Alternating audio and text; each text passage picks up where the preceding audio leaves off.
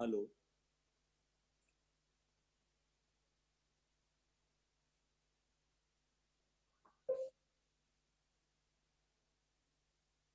Yes sir, yes sir, आपकी आवाज़ please.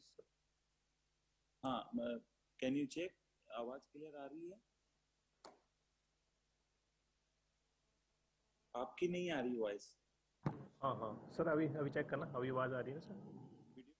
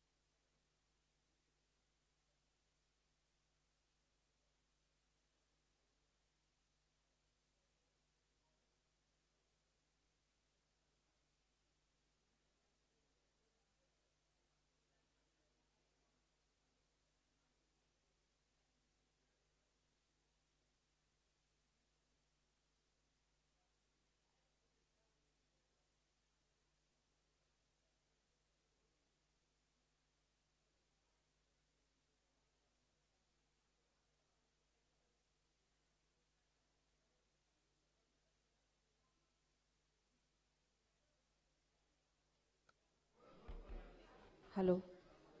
Good afternoon, everyone. This is just to inform you that the Honorable Minister and Chief Guest is on his way. He should be here shortly. Thank you.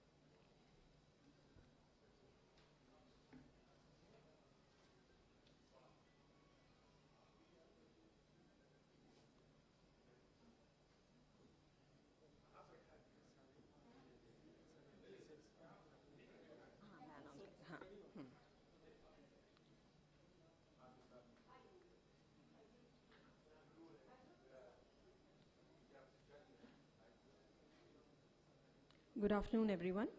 I would request everybody to kindly put their mobile phones either on silent mode or on airplane mode. Thank you.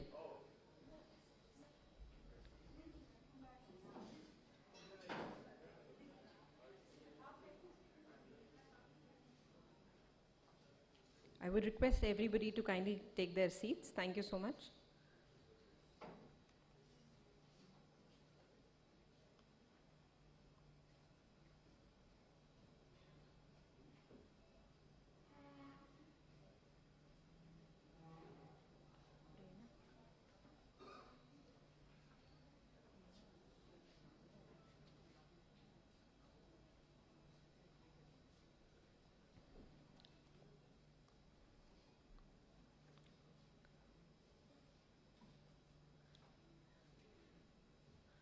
Good afternoon, everyone.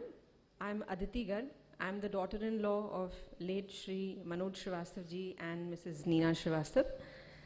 On behalf of the Srivastava family and the Equity Foundation, I welcome you all to the second edition of Manoj Srivastava Memorial Lecture. I would like to extend a warm welcome to the chief guest for this event, respected Shri R.K. Singh ji, Honorable Union Minister for Power, New and Renewable Energy, Government of India. Sir and ma'am, warm welcome to you and kindly accept these flowers as a token of our appreciation. Thank you.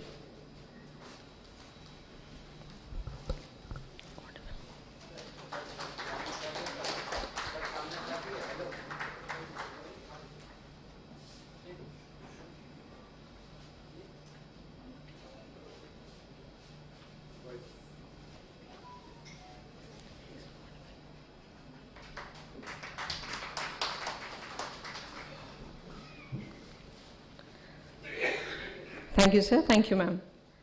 It is my honor to welcome our special guest for this event, Professor Stuart Corbridge, former Vice Chancellor, Durham University, and former Pro-Vice Chancellor, London School of Economics, UK, who is joining us virtually to deliver a special address today. Thank you, sir.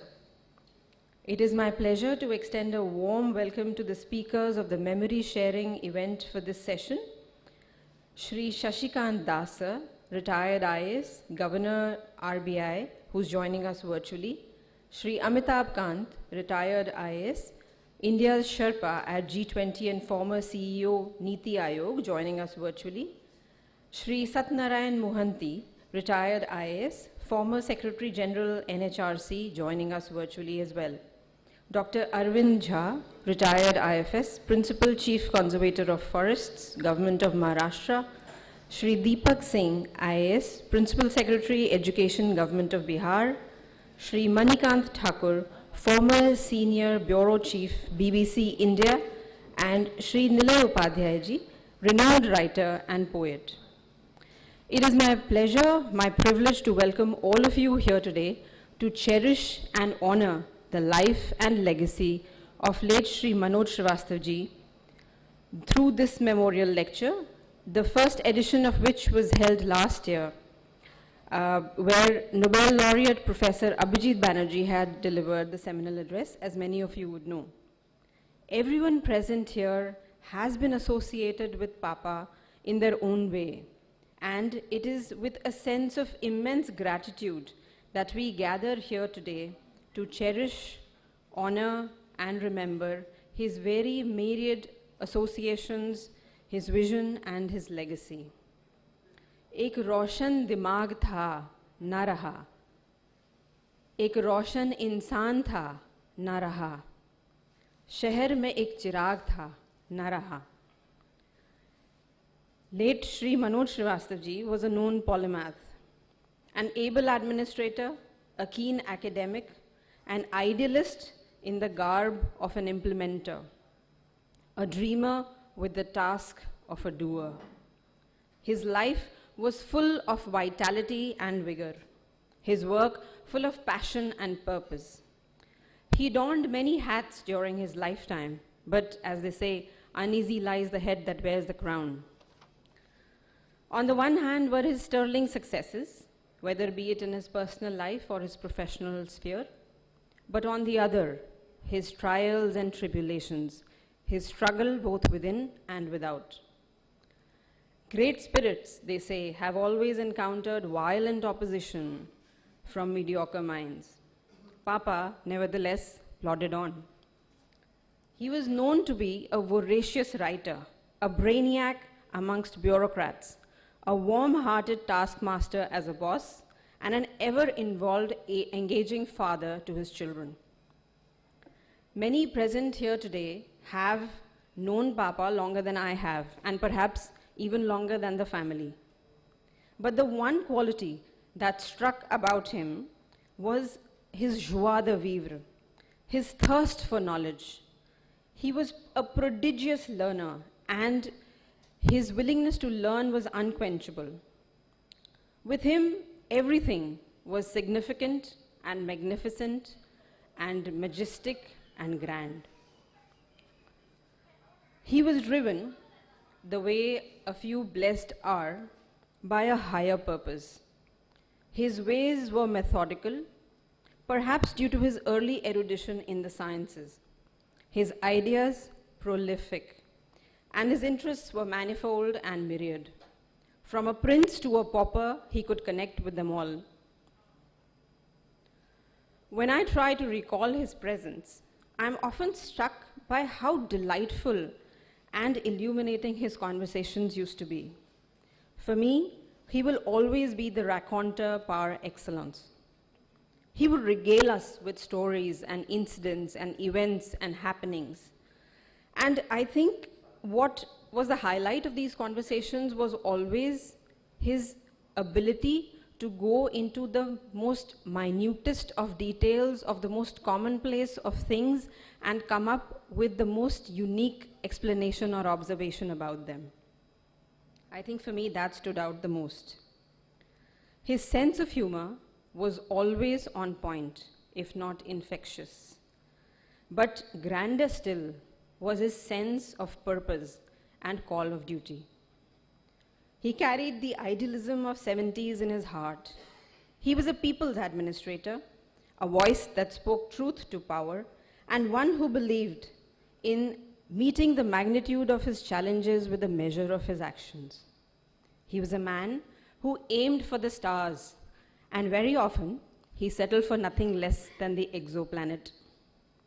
His achievements are countless, but his sacrifices are humbling.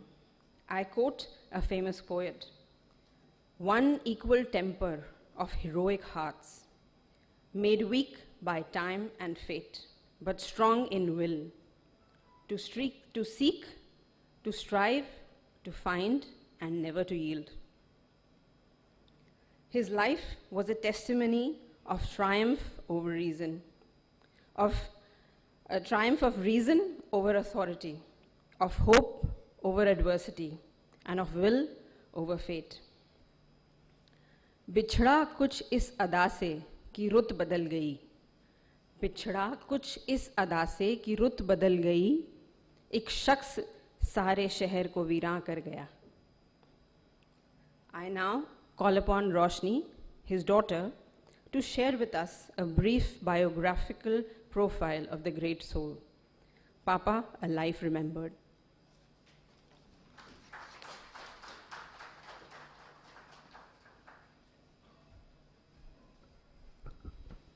Our father, late Sri Manoj Srivastava, was born in Khagadia on 11th August 1954.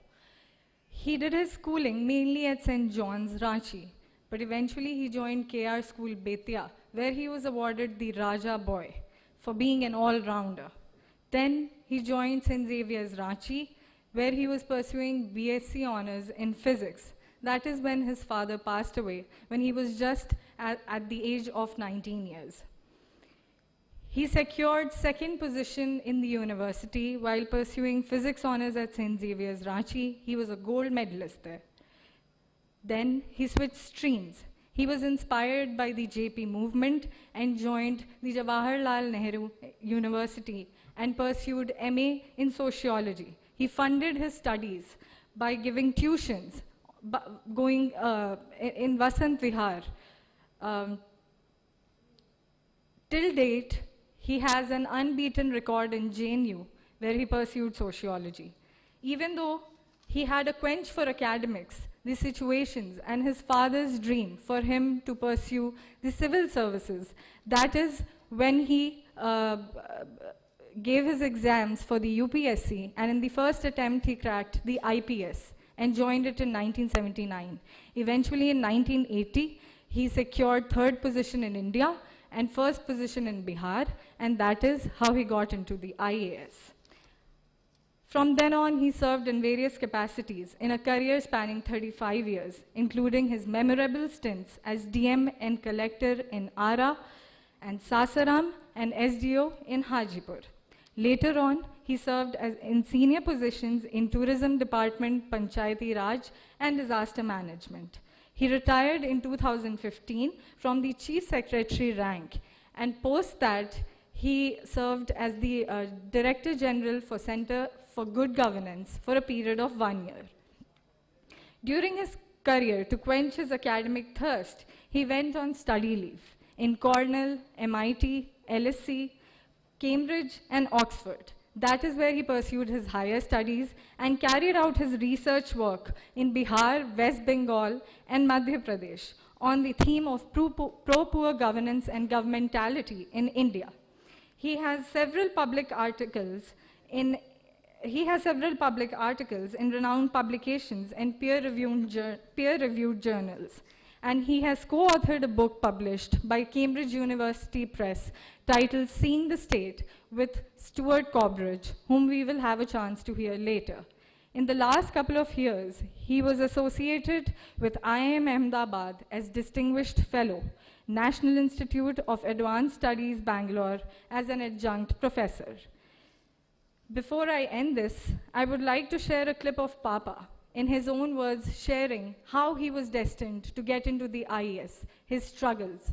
Let's listen to it from his own words.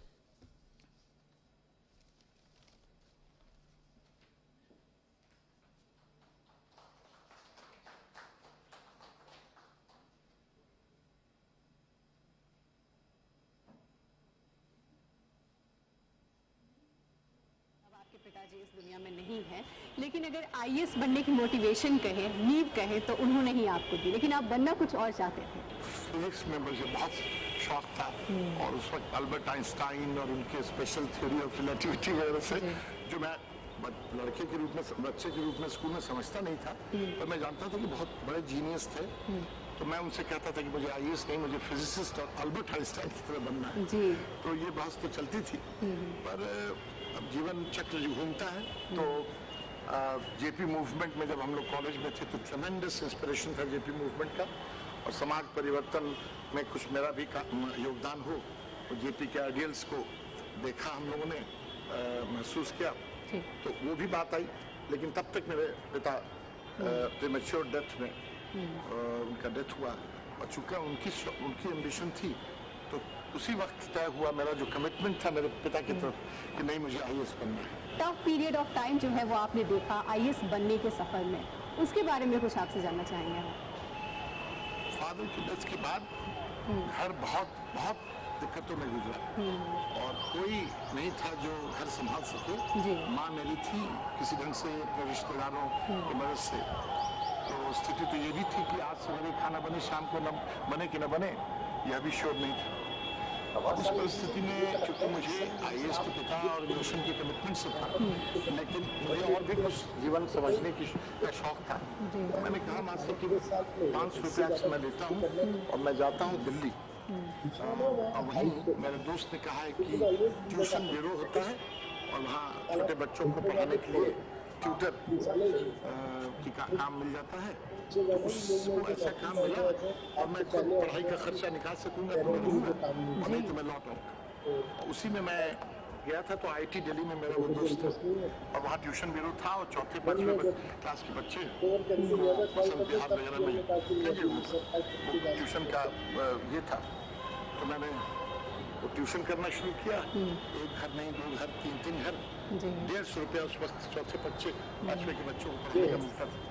और उसी से मैंने पूरे entire 3-4 साल जो मैं JNU में मैंने पढ़ाई की, उस ट्यूशन के बच्चों से करके उसी से अपना खर्चा निकाला और फिर उसी से माँ को भी कुछ मदद खुद भी पढ़ाई करते थे।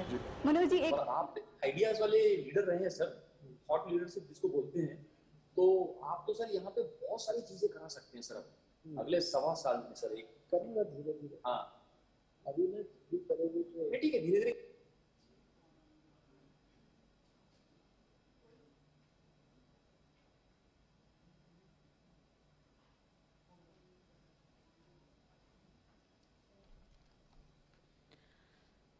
ज़माना बड़े शौक़ से सुन रहा था, हम ही सो गए दास्तां कहते कहते.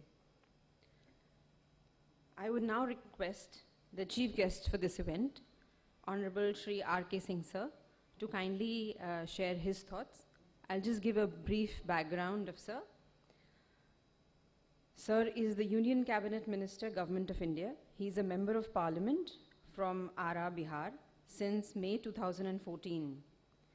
Sir is a 1975 batch Bihar Cadre Indian Administrative Service officer and has been the former Home Secretary of India. In 2017, he was appointed as the Minister of Power, Independent Charge in Prime Minister Narendra Modi's cabinet. In 2019, he was appointed as Minister of State, Independent Charge of the Ministry of Power, Minister of State, Independent Charge of the Ministry of New and Renewable Energy, and Minister of State in the Ministry of Skill Development and Entrepreneurship, Government of India. In 2021, he was elevated to the rank of a cabinet minister. He has a bachelor's in art degree in English literature. So without much ado, I do invite you.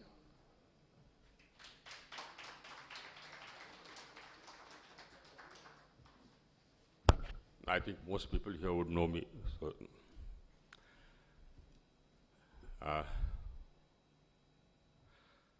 actually, this is something which is acutely distressing. For me to be here, remembering my probationer, it's an inversion. Such things should not happen. It's like losing a child. I'll tell you the relationship between a district magistrate and a probationer. From the day the probationer comes, he sort of is with the district magistrate till, from sunrise to sunset. He eats with us, discusses everything with us, sees what we are doing, questions what we are doing, learns from what we are doing. That is the tradition which has been left behind by our predecessors in service. So it's almost like losing a sibling. It's almost like losing, a child, my child, that time. So this sort of thing should not happen. ये हमारे लिए बहुत दुख की बात है. I remember, हम लोग को याद है, हमको शीला को, जो कि पहली बार आए थे, Manoj, young man, full of enthusiasm, brilliant, idealist, total idealist. अब मैं बताऊंगा, then you'll understand. He is total idealist. हम लोग के सर्विस से वैसे जो लोग आते हैं, तो हम लोग के ज़माने में, अभी भी बहुत लोग, लेकिन शायद अब लोग बताते हैं कि बहुत सारा डिक्लाइन हुआ है. लेकिन जबकि हम लोग आते थे तो हम लोग को लगता था कि दुनिया बदल देंगे, ये फीलिंग रहती थी. एकदम बिल्कुल इनटॉलरेंट, कोई चीज़ गलत बर्दाश्त नहीं करना, कोई पैरवी बर्दाश्त नहीं करना, सबको ठीक कर देना, सबको सही कर देना, यही था. आग रहता था, आइस में आग था, बहुत जम करके आग था. हम लोग बातचीत भी होती थी. प्रोबेशनर तो मुंह लगा होता है डिस्ट्रिक्ट मैजिस्ट्रेट से, तो बातचीत भी होती थी, डिस्कशन भी होता था. I mean, he said that he is coming to the service, but he is generally at heart something else. He's a bit of a revolutionary, which he was. और totally non-compromising, कोई compromise, totally non-compromising. मैं एक incident बताता हूँ आपको. क्या हुआ कि उस जमाने में एक ऑपरेशन ब्लैक बोर्ड चलता था। तो उसमें सरकार की ओर से सभी विद्यालयों को we used to provide blackboards, chairs, tables, whatever. Now there were reports of some corruption in that. पता चला कि जो सब बताया गया कि खरीदा गया है वो एक्चुअली खरीदा नहीं गया है। जांच वांच करवाई हमने, निकल गया, it was sort of proved that there has been corruption, goods have not been purchased, payments have been made, etc. So I lodged criminal cases against the deputy collector in charge of the development section and the head assistant section, etc., etc. But I didn't lodge a case against the person who was in overall charge. He was a deputy development commissioner. He was also in the IAS, from the IAS. I sent a report against him to the Department of Personnel here for departmental proceedings. Now, when we came back from office, we were sitting for lunch with Sheila giving us lunch. Then he said कि sir ये ठीक नहीं हुआ, आपने double standards किया। Imagine, probationer था और हम ऐसे व्यक्ति थे कि हमको कोई कुछ बोल नहीं सकता था, इतनी नाराजगी थी। जो हमको उस समय में देखे होंगे, जानते होंगे, कोई nobody had that courage to actually question me or say, but he said कि सर आपने डबल स्टैंडर्ड किया। हमने क्या, क्यों जी? उन्होंने कहा कि सर आप वो IAS ऑफिसर था तो इसीलिए अपना उनका नाम क्रिमिनल केस में नहीं दिया, उनको एक्यूज नहीं बनाया, उनको भी बनाना चाहिए था। I kept quiet, he was right. तो I learned a lesson. Imagine, I mean, he taught me a lesson. Honesty does not only mean, being monetarily honest. It also means being intellectually honest and being honest in spirit. That's what he taught me. I remembered that to my cost, actually, because another occasion came when I had to actually file a case. It was a huge case. And then, the main sort of proponent of all that corruption was the chairman. But there was also a managing director from the Indian Administrative Service. And this was, when the government decided to supersede the cooperative institutions, because there was something called the cooperative mafia. A cooperative mafia यहाँ हुआ करता था. And बिस्कुमान है, land development bank है, state cooperative bank है, उसको लोगों ने कब्जा कर लिया था और करोड़ों करोड़ रुपए की लूट हो गई थी। उसी में क्या हुआ था कि साहब अब हमको बिस्कुमान का प्रशासक बनाया गया। उसके अध्यक्ष हुआ करते थे एक बहुत बड़े कोऑपरेटिव के हस्ती थे, नाफेड वगैरह के भी चेयरमैन रह चुके थे, राष्ट्रीय स्तर के कोऑपरेटिव के हस्ती थे। और फिर हमने स्टॉक टेकिंग लेना प्रारंभ किया तो पता चला कि हाँ साहब से इतना इतना फर्टिलाइज़र आया हुआ है। उसका वेरिफिकेशन किया, फर्टिलाइज़र नहीं था। फर्टिलाइज़र पता बताया गया कि फर्टिलाइज़र जहाँ से आना था नहीं आया, तो उसको नोटिस भेजी गई फैक्ट्री को, कोई जवाब नहीं आया। आदमी गया, वो फैक्ट्री नहीं था, नॉन एग्जिस्टेंट फैक्ट्री से फर्टिलाइज़र खरीदा गया था करोड़ों का। तो हमने क्रिमिनल केस कर दिया, क्रिमिनल केस ड्राफ्ट किया। उसमें फिर हमने मैनेजिंग डायरेक्टर का नाम शुरू में छोड़ दिया। फिर हमको लगा कि नहीं ठीक नहीं। वैसे हमको लोगों ने बताया, जो वकील थे, मैनेजिंग डायरेक्टर IAS ऑफिसर था, तो वकील ने बताया कि नहीं साहब से ये आप नहीं कर सकते। चेयरमैन ने साइन किया, उसके पहले तो MD ने साइन किया, तो फिर हमने MD को भी एक्यूज बनाया। But I remembered it at that time. Now this was the principle, the type of principle which Manoj had, and the strength which he had, and the courage of conviction which he had. He was also an intelligent, totally intelligent. हमको याद है एक और vignette I share with you, and you could depend on him for, they send him anywhere to get an inquiry done. दूध का दूध, पानी का पानी हो जाएगा। अब इस वजह से ही हम एक इंसिडेंट बताते हैं, because that has stuck to my memory. कैसे ये कॉमन सेंस होता है। अब ये evaluation there at that time we had centralized evaluation after exams, the university exams. There was centralized evaluation. So we got complaints that in the centralized evaluation some corruption was going on. People were increasing marks after taking money. तो हम लोगों ने red किया, हम थे, मनोज भी था। Red किया तो जो प्रोफेसर्स थे, एग्जामिनर्स थे, उनके पॉकेट से मिल गए chits with roll numbers and उसके कॉरस्पॉन्डिंग जो कोड नंबर्स हैं एक्सेट्रा मिल गए, तो गिरफ्तार कर लिया हम लोगों ने। तो अब जैसे गिरफ्तार कर लिया, उसके बाद फिर साहब की तरह ये पुलिस लोग जो थे एग्जामिनर्स उसको पीछे पीछे ला रही थी, हम आगे आगे चल रहे थे। लेकिन मनोज होशियार था, वो सबसे पीछे पीछे आ रहा था। आज सभी लोग प्रोफेसर लोग अपना जो और बाकी चिट्स थे उसको गिराते जा रहे थे, मनोज उसको उठाते जा रहा है। जबकि हम गाड़ी में बैठे लगे तो बोले कि सर इतने और चिट्स थे जो ये लोग गिराते चले गए। ये when I was district magistrate here, then he was the deputy development commissioner. हमको याद है what had happened was Operation Blue Star had happened. उसके बाद फिर क्या हुआ कि सरकार ने, भारत सरकार ने सोचा कि हम लोग कार सेवा करेंगे, we'll rebuild the Golden Temple.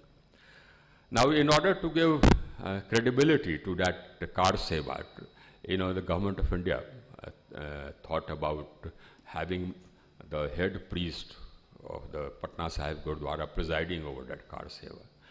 So then the then Home Minister rang up the Chief Minister here, and he said कि ऐसे ऐसे भाई मान सिंह हैं उसके head priest, Buta Singh was the home minister, भाई मान सिंह हैं उसके हेड प्रीस्ट, वो अगर आ जाएंगे तो कार सेवा को क्रेडिबिलिटी मिल जाएगी। Now the Khalistanis, or what shall we say, the extremists, they had already anticipated this. So they had, whisked Bhai Man Singh away to Calcutta. Now we found out where Bhai Man Singh was. I had some friends amongst our, school friends who were Sardars. We found out where Bhai Man Singh was. Then remained the task of actually convincing him and bringing back. So this I entrusted to Manoj. So he went. One of my Sardar friends went with him, and we got one officer from the state special branch to go with them. Now he went, he managed to convince Bhai Man Singh. Manoj was very persuasive. He could actually convince you about anything. So he convinced Bhai Man Singh, and he persuaded Bhai Man Singh to come with. And then we sort of sent him there. Of course, all the extremist groups blockaded Patna city, Patna Sahib station. So Manoj told me, so we brought them down, deboarded the train before the train reached Patna Sahib, and then we sent him there. He was a right-hand man. He was a right-hand man. Even in Champaran, even in Patna, he was my right-hand man. Very upright, totally non-compromising. And the great thing is that, that's the great thing about Bihar. The people liked it. The people liked it. I remember, I'm right now a member of parliament from Ara. He was district magistrate in Ara. When he was transferred before time. He was transferred before time because he took a stand. And all the people there was a strike in Ara when he was transferred. Imagine the people of a district calling a bandh when the district magistrate is transferred out. He was something. That shows, that's the biggest testimonial one can get. When a whole district goes on strike because the district magistrate is transferred. And they did that, and there are people here from Ara, they'll tell you. And they did that because, he was upright, non-compromising. He gave justice to everybody. So that's what he was. Losing him was a great loss, and he was totally idealistic. As I said, he said, so he'll resign, and then after that, he'll do social service or whatever, things like that. His family wanted him to get married. He didn't want to get married. So the task devolved upon me, his guardian, to persuade him to get married. So I had to persuade him to get married. And it took some persuasion to get married. He was that type of an idealist. The thing is, Manoj's career, and not only Manoj's career, the career of many IAS officers who are of the same mold raises questions about the system. इस system पर सवाल खड़ा करता है. मनोज श्रीवास्तव की जिंदगी system पर सवाल खड़ा करता है.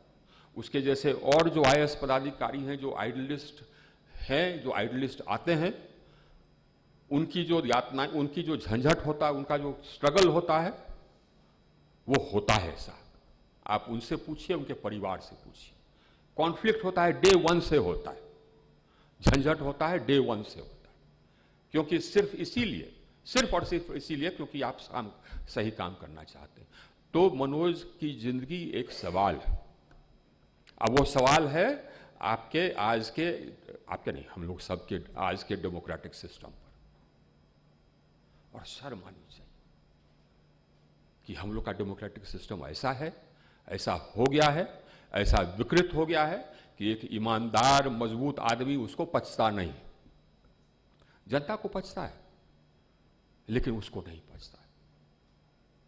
ये सोचिए, मैं जो कह रहा हूं सही कह रहा हूं। Think about it. अब उसके गुनहगार सब लोग हैं, कोई ऐसा नहीं कि अछूता है। कैसे कैसे नेता होते हैं? डॉन, क्रिमिनल, हत्यारा, व्यभिचारी, अनपढ़, क्या हो गया? धोती कुर्ता पहन गया नेता। क्यों?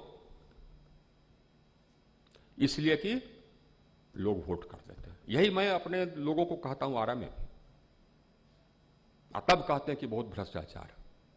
अरे साहब सोचिए, मैं यहां होम सेक्रेटरी था तो एक एसपी का पोस्टिंग करते समय हमने कहा था कि वहां पर एक डॉन, बहुत बड़ा डॉन, जो कि इस बेल्ट में काम करता था, पटना से लेकर के मोकामा, नालंदा वगैरह, बहुत सारे लोग समझ गए होंगे कौन था।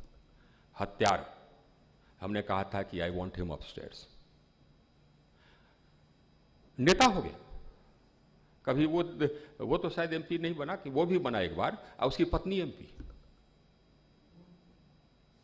सोचिए, जिसके बारे में मैं ये कहा था। पार्लियामेंट में मुलाकात कहा, हमको कहती है प्रणाम भैया।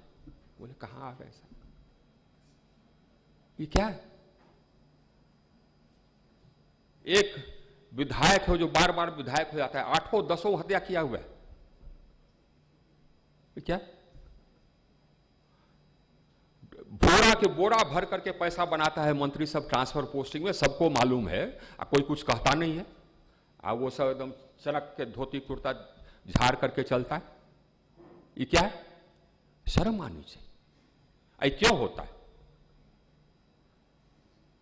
एक ही कारण है, जात पात। कुछ है तो नहीं। अब मैं आपके जात का हूं तो हमको वोट दे दीजिए, और दे देते हैं आप लोग। तो यही होता है। यही तो, ये इस सिस्टम की विडंबना है। और सिर्फ ये यहीं तक विडंबना समाप्त नहीं होती है। अब ये लोग आ गए सत्ता में। सत्ता यही है, देखिए डेमोक्रेटिक सिस्टम है। So they actually rule, they have the final say. And then what happens? Any honest officer who's non-compromising, he is transferred out. जितने भ्रष्ट लोग हैं, हमारे यहां भी भ्रष्ट हैं बहुत लोग, अब तो संख्या बढ़ती जा रही है, वो रहते हैं। भ्रष्टाचार फैलता है। जो ऑनेस्ट है, ईमानदार है, स्ट्रेट फॉरवर्ड है, वो साइडलाइन रहता है। पहले कम होता था, लेकिन बहुत कम होता था। आज तो एकदम बिल्कुल यही नियम हो गया। आज आपको मिलेगा नहीं कोई बिल्कुल नॉन कॉम्प्रोमाइजिंग ऑफिसर, क्योंकि ये सिस्टम नहीं रहने देती। सिस्टम हम लोगों ने, हम आपने जो यहाँ पैदा किए। ऐसे और भी विकृतियां हैं। There are many questions about this system which keep sort of going around in my mind, and I don't have the answers to that. I don't know if you would have the answers to that. One, of course, is that people vote because of the caste, but that's not true only of this country. This happens across the world. I mean, you had a phenomenon, you still have a phenomenon in the United States where, you have Donald Trump, who still commands a huge following. Now, why? Because of, again, a certain group which prefers him. यहाँ cast है, वहाँ race है, England में भी यही है. So that democracy is like that. That is the flaw with democracy. And the other flaw with the democracy is that, you put a party in power, and the party is comprised of such people. And once they come to power, the entire resources of the state pass into their hands. And they use those resources for doing what? For pampering their vote bank. So what will happen? So I use that money, taxpayers' money, to let's say, appoint a particular category of people. हाँ साहब, हमको अगर इस cast का vote चाहिए तो हम Sanskrit teacher बहाल करेंगे, हमको ये कौम का वोट चाहिए तो हम उर्दू टीचर बहाल करेंगे. ये क्या है? ये तुष्टीकरण की राजनीति. You use the resources of the taxpayer to play politics. You use the money given by the taxpayer to play politics. हम आपका पैसा लेकर के हम लोगों का लोन माफ कर देंगे. तो एक तरफ तो हम लोगों को सिखा रहे हैं कि आप लोन का रिपेमेंट मत कीजिए, आप दूसरी तरफ वोट जीत रहे हैं और एक नया पैसा हम अपने पॉकेट से नहीं दे रहे हैं. लोन माफी स्कीम्स हुए कि नहीं हुए? कितने लोगों ने किया, कितने सरकारों ने किया? और क्या कर दिया हमने सिस्टम को बर्बाद कर दिया. हमने दिखाया कि हाँ साहब तुम लोन ले लो, चाहे कोऑपरेटिव बैंक से लो, कहीं से ले लो, अब उसके बाद मत दो. तो सिस्टम बर्बाद हो गया ना. शॉर्ट टर्म क्रेडिट पहले होता था, बाद में कोऑपरेटिव बैंक से जाने लगा. लोन आप दे दीजिए जनता आपको पेमेंट नहीं करेगी. हमने भिखारी बना दिया, उसको लुटेरा बना दिया. लेकिन हमको तो वोट चाहिए. लोन माफी कर दिया पब्लिक के पैसा को लेकर के.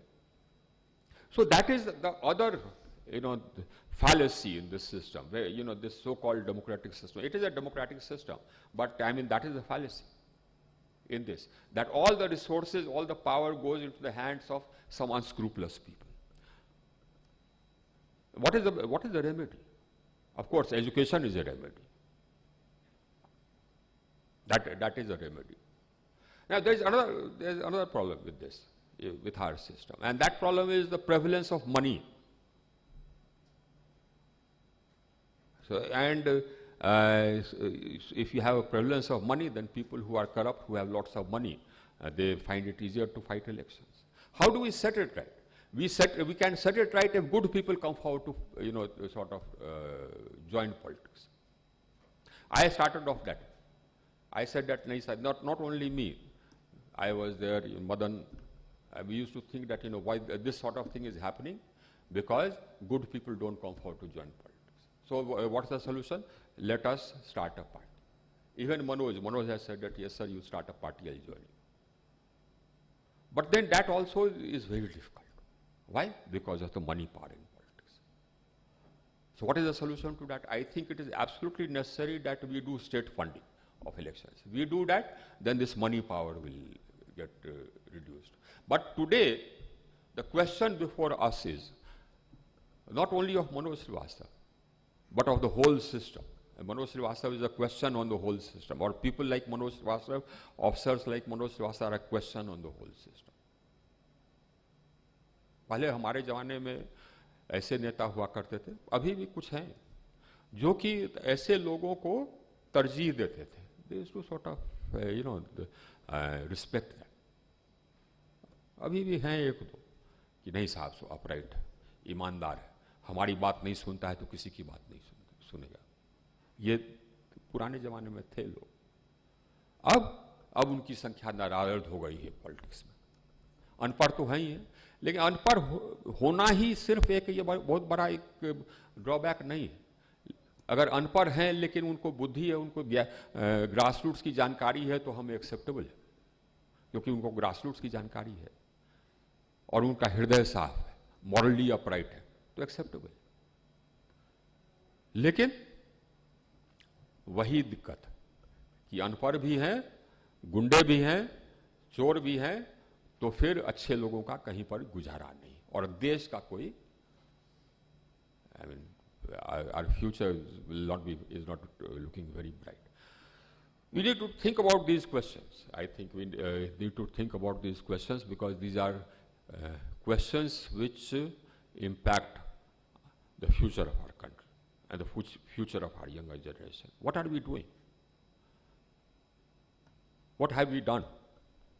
I mean, our country is growing, but let me tell you about not only Bihar, but in some other states as well.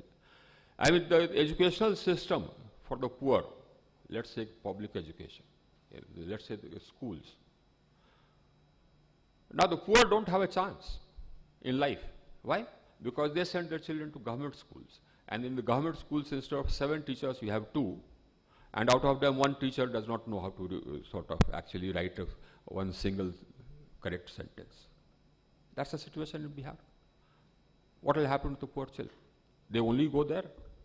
They can't afford a private school. And this doesn't worry our, I mean, netas. This doesn't worry our netas. But such is life. Such is a life which almost such struggles, you know, and imagine working with unscrupulous bosses. Just imagine.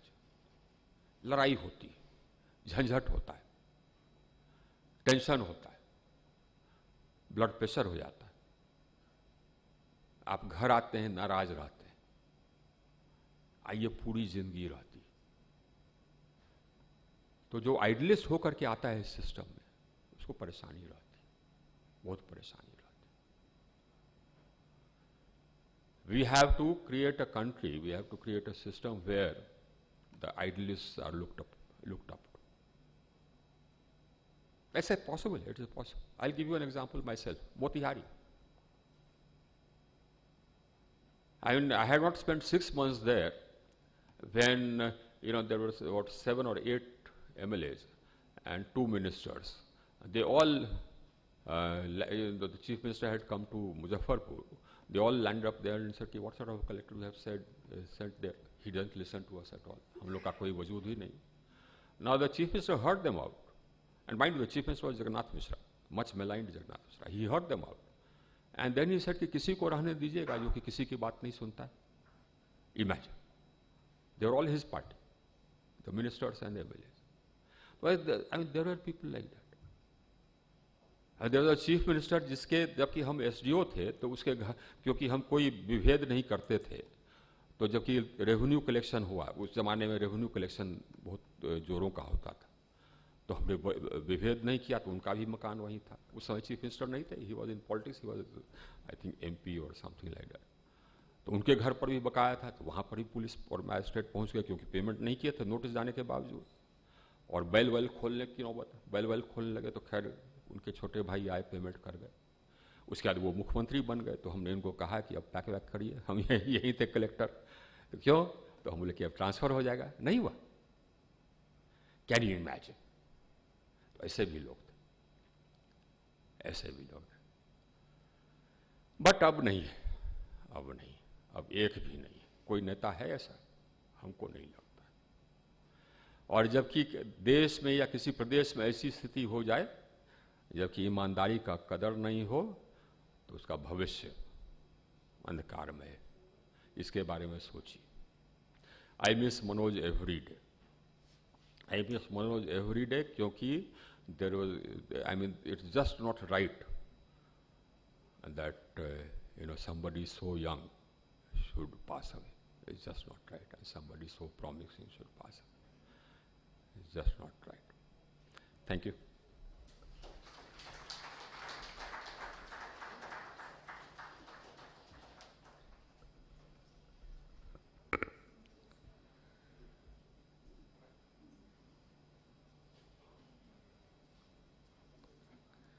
चल ए नज़ीर तू इस तरह कारवां के साथ चल ए नज़ीर तू इस तरह कारवां के साथ जब तू न चले तेरी दास्तां चल सके Thank you, sir, for a very engaging, a very thought-provoking, a stimulating piece of sharing your thoughts with us. It is always a delight to know that Papa shared the finest qualities of head and heart And what stood him out in a crowd was that he was able to think not only for his time, for himself, but for all times and for all the people whose lives he touched. Thank you so much.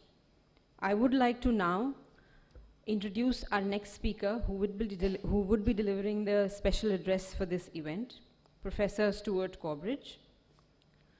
Professor is a British geographer and an academic specializing in geopolitics, development studies, and India.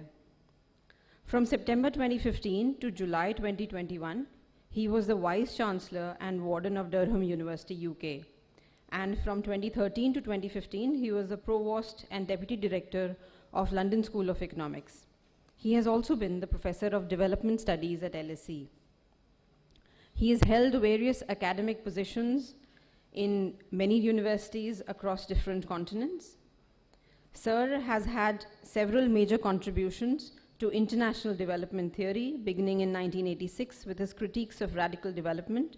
His empirical work is on peasant economy and rural development and the nature of Indian state that undergoes transformation as a new economy. His association with Papa has been old, of over 2 decades. He knew him since the Cambridge University research project, which both of them undertook together, that resulted in the publication of a book that was co-authored titled Seeking the State. Not only did they share huge mutual respect for each other, but they have often looked upon each other as almost family. I would now like to give the stage to Professor Stuart Corbridge. Thank you. Thank you very much. Minister, honourable friends and colleagues, I'm deeply honoured to be joining this year's memorial event for Manoj Srivastava. And I'm especially pleased to be following the memorial lecture by Minister R.K. Singh, who, like so many of us, but in his case at the highest level of government, is having to deal with issues around power, energy, renewables, and climate justice on a scale that few of us have witnessed before. I know Manoj ji would have warmly welcomed the Minister's wise words, as did we all. And can I say, Minister, how nice it was to hear you talk about the time when Manoj was serving in Bhojpur in Aras and was transferred. And you recorded very memorably the reaction of local people to that transfer. Before I share some thoughts of my own on Manoj ji, let me also say how sorry I am that I cannot be with you in person at the Moria Hotel in Patna. Currently, I'm in Paris at the start of a short holiday in France, but I do hope to return to Patna next year and to renew an acquaintance with the Moria Hotel, which I first visited for a cup of coffee in December 1979, shortly before beginning my PhD research further south in what is now Jharkhand, but of course was then part of Bihar. On that first trip to India, I was fortunate enough to stay with a travelling companion from Cambridge University in a guest room at the A.N. Sinha Institute of Social Studies on the north side of the great Maidan. In those days, and for many years afterwards, the Ganga came right up to the north wall of the Institute's garden, adding to a wonderful ambience created by the Institute's staff and library. Again, if I recall correctly, I was able to meet at that time Professor Sachidananda, who I believe was then the Institute's director, and of course a great authority on Adivasi, Bihar. My principal point of contact, though, was Dr. Nirmal Sengupta, and I was delighted in 1982 that my first ever academic publication was in a book edited by Nirmal, who had by then or was about to move to Chennai. After my studies in 1980, I returned to Patna and Ranchi regularly through the 1980s, before a prolonged stint of fieldwork in Bero Block, Ranchi district, in 1993, with another Cambridge colleague. The DA CFO for our fieldwork village at that time was Sanjay Kumar, latterly Dr. Sanjay Kumar, a good friend of Manoj and myself, who is now serving in Delhi as Director General, Forests. Sanjay later worked closely with Manoj on some joint research projects, and it was my great fortune to see two such brilliant public servants in action on a regular basis, as well as in deep thought and conversation. And now to Manoj himself. My first contact with Manoj Srivastava was on a phone call in spring 1998. I was sitting with Glyn Williams in a very nice room in Sydney Sussex College, Cambridge, and Manoj Ji was in India. Glyn and I were interviewing for two team members for what became our Seeing the State Action Research Project. All interviewees, save for Manoj, had been able to come to Cambridge in person, and no one in pre-pandemic times wins a job interview over the phone, right? Wrong. Manoj was Manoj, as of course he always was, and Glyn and I felt the force of his personality down the phone line. His warmth, wisdom, courage, insightfulness, and strong personal commitment to progressive social change. We took less than 5 minutes to invite Manoj to join ourselves and René Veron on that project. I count my blessings to this day that Manoj Ji said yes. I finally met Manoj a few months later in Cambridge in the fall of 1998. My partner Joan and daughter Joanne have an especially happy memory of taking Manoj to the 5th of November fireworks celebrations on Midsummer Common, one of the great annual collective events in that city. By this time too, I knew that Manoj could barely boil an egg, but that's another story for another time. Finally, in early January 1999, I met Manoj with Nina, Saga, Shikhar, and Roshni in Patna, the true start date of one of the most important friendships, never mind working relationships, of my life. Glyn, René, and I saw immediately how well matched Manoj and Nina were, but I didn't know until a few minutes ago, Minister, that you were the matchmaker of that marriage. That was a wonderful story. And how they encouraged each other in their ventures. Nina's at that time including news reading on TV, and latterly, of course, her work around female empowerment. I've lost sight of the hall. I do hope you can still follow me.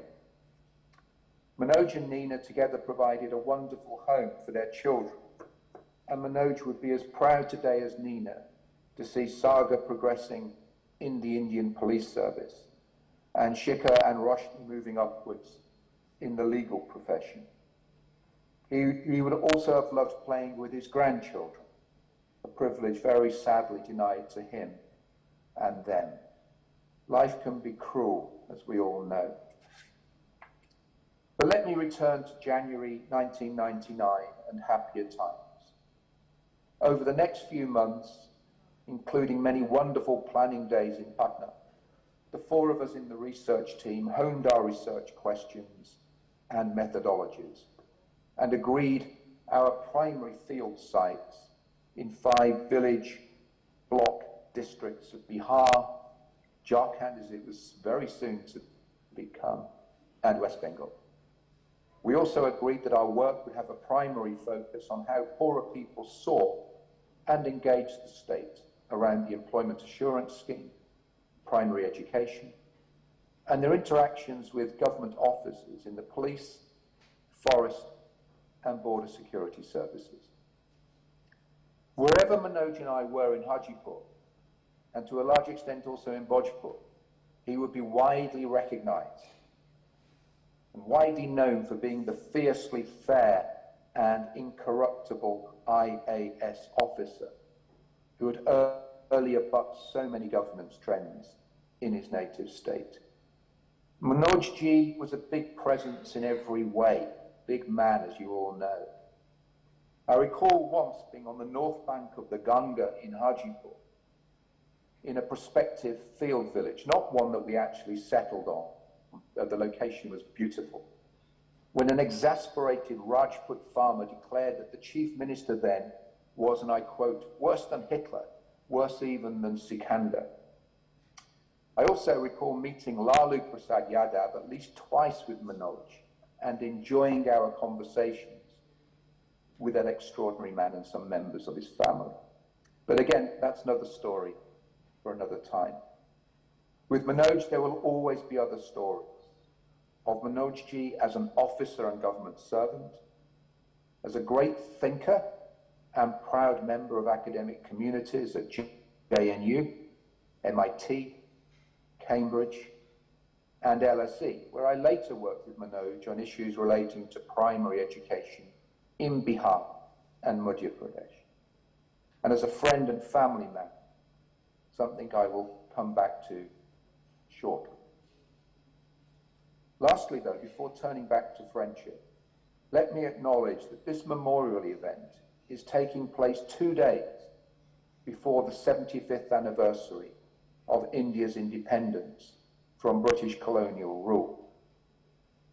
During that time, many distinguished politicians and public servants have had to make some extraordinarily difficult decisions to take India forwards, starting with Ambedkar and Nehru, and of course Patel and Gandhi at the time of the Constituent Assembly debates that ran from 1946 to 1949.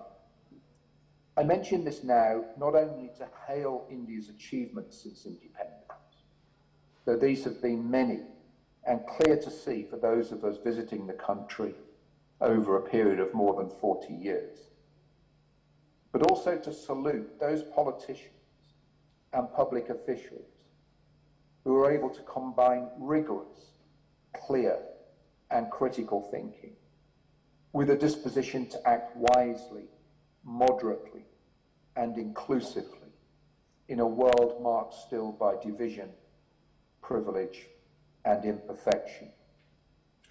Academics have many virtues, I say modestly, but some academics are inclined to critique the world as it is, without suggesting how in practice it might be made less imperfect. Manoj Srivastava, and the minister, was not this way inclined, and nor have India's greatest leaders been that way inclined. Manoj was always a first-rate thinker, but his overriding commitment was to making a difference and to the cause of social justice.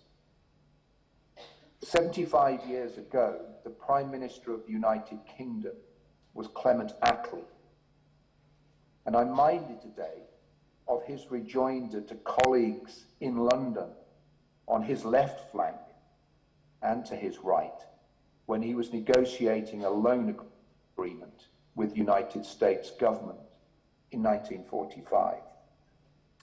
The critics could shout, said Attlee. We had to run things. Exactly so. The minister knows this, of course, and so did Manoj ji. Manoj was a progressive, but not an idealist, and therein, for me at least, lies an important distinction. Manoj was committed to getting things done, and he did so brilliantly. He took the side of the poor and the vulnerable, and he set about providing poorer households with resources for their own empowerment. Crucially, he never put himself first, only those he served. Still and all, for all these great achievements and qualities, it is as a friend and family man that I will always remember Manoj best. Yes, Manoj was a wonderful academic colleague, brilliantly gifted, and always innovative. Yes, too, his appetite for work was enormous and continued after his retirement from the IAS. by which time his primary affiliation was with the Indian Institute of Management in Ahmedabad. But to me, Manoj was always one of my very closest friends, someone I turned to as my life took swings upwards and downwards, as I believe he sometimes turned to me when his life also pitched one way and then another. Manoj Ji was like a brother to me, a brother I never had. I loved him dearly, and if there is a silver lining in his passing, and there really isn't one, I'm at least pleased to say that the last time Joan and I were with Manoj was in Patna, in the Moria Hotel again in 2018 for Shikhar's wedding, with Nina and all of his family around him. It was a truly wonderful occasion, and Joan and I were deeply touched to be made so much part of the celebrations. And now we have to move on.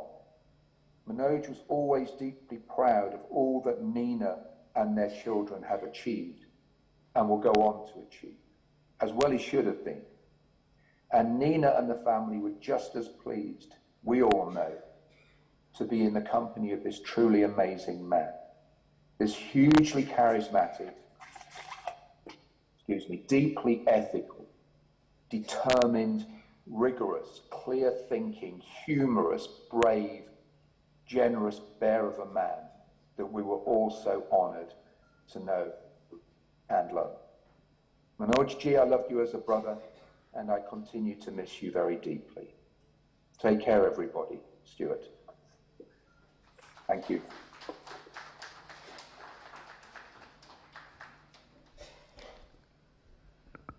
Thank you, Professor Stuart Corbridge. Thank you for your time, and more importantly, thank you for sharing with us insights into the life of Papa as an academic. It is a delight to hear the rigor with which he pursued his academic and intellectual interests, and to know firsthand that he was instrumental in raising some of the most pertinent questions of the state of democracy and state of India today. So thank you. I would now take the opportunity to start the next session, which is the memory sharing session, and invite our first speaker for this session.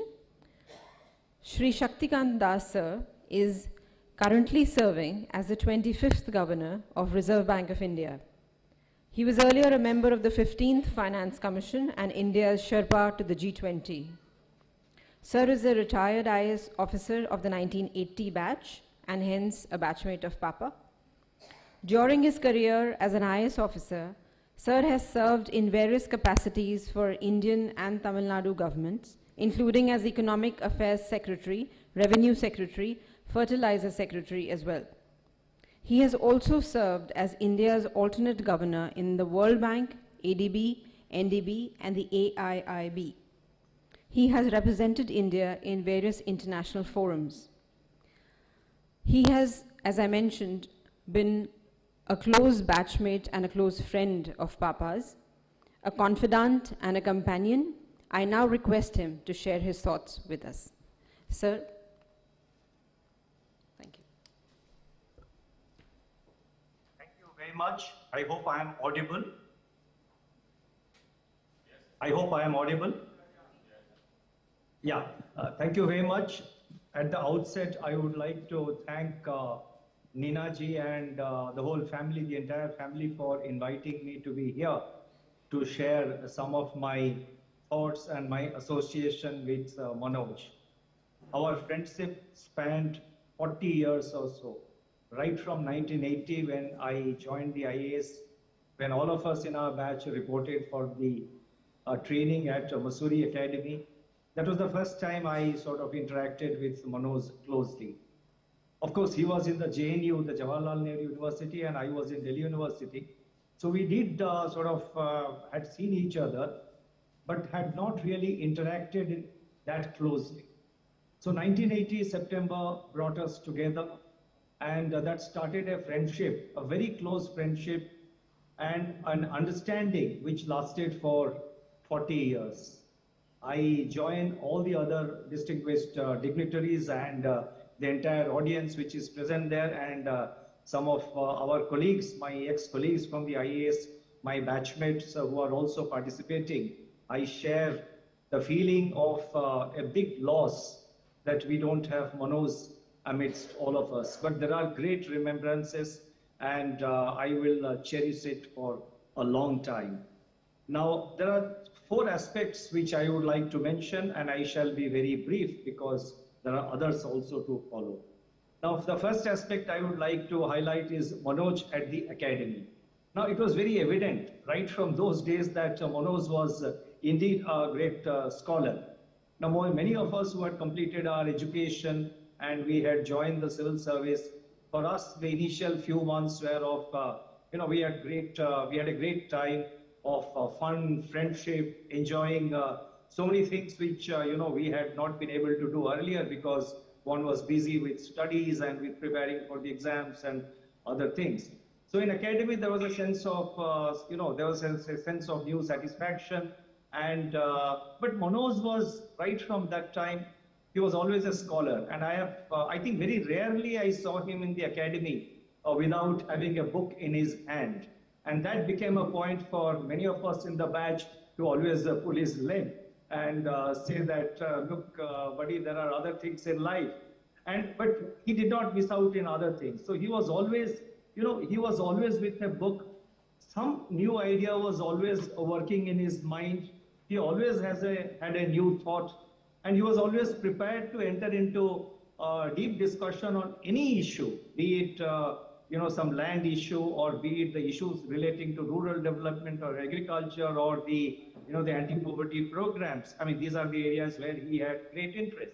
So even at midnight, even at 11:30, 12, even at midnight, Manoj was ready to enter into a very serious discussion with those issues. And that really impressed me a lot, because it was not just, his understanding, but I think the amount of the involvement and the seriousness he displayed in all these discussions, in all his thinking, I mean, that was immense. And I must say that I'm not saying it because I am participating in an event today where we are remembering Manoj, but I always looked upon him, as a source of inspiration, and he inspired many of us with his level of commitment. That's the first thing I wanted to say, Manoj at the academy. Second aspect I wanted to say was that Manoj always had his heart and soul in Bihar. He displayed a great amount of commitment to do something good for Bihar. And, at times I would ask him that, look, Manoj, you are a part of an all India service, so why are you so attached to Bihar?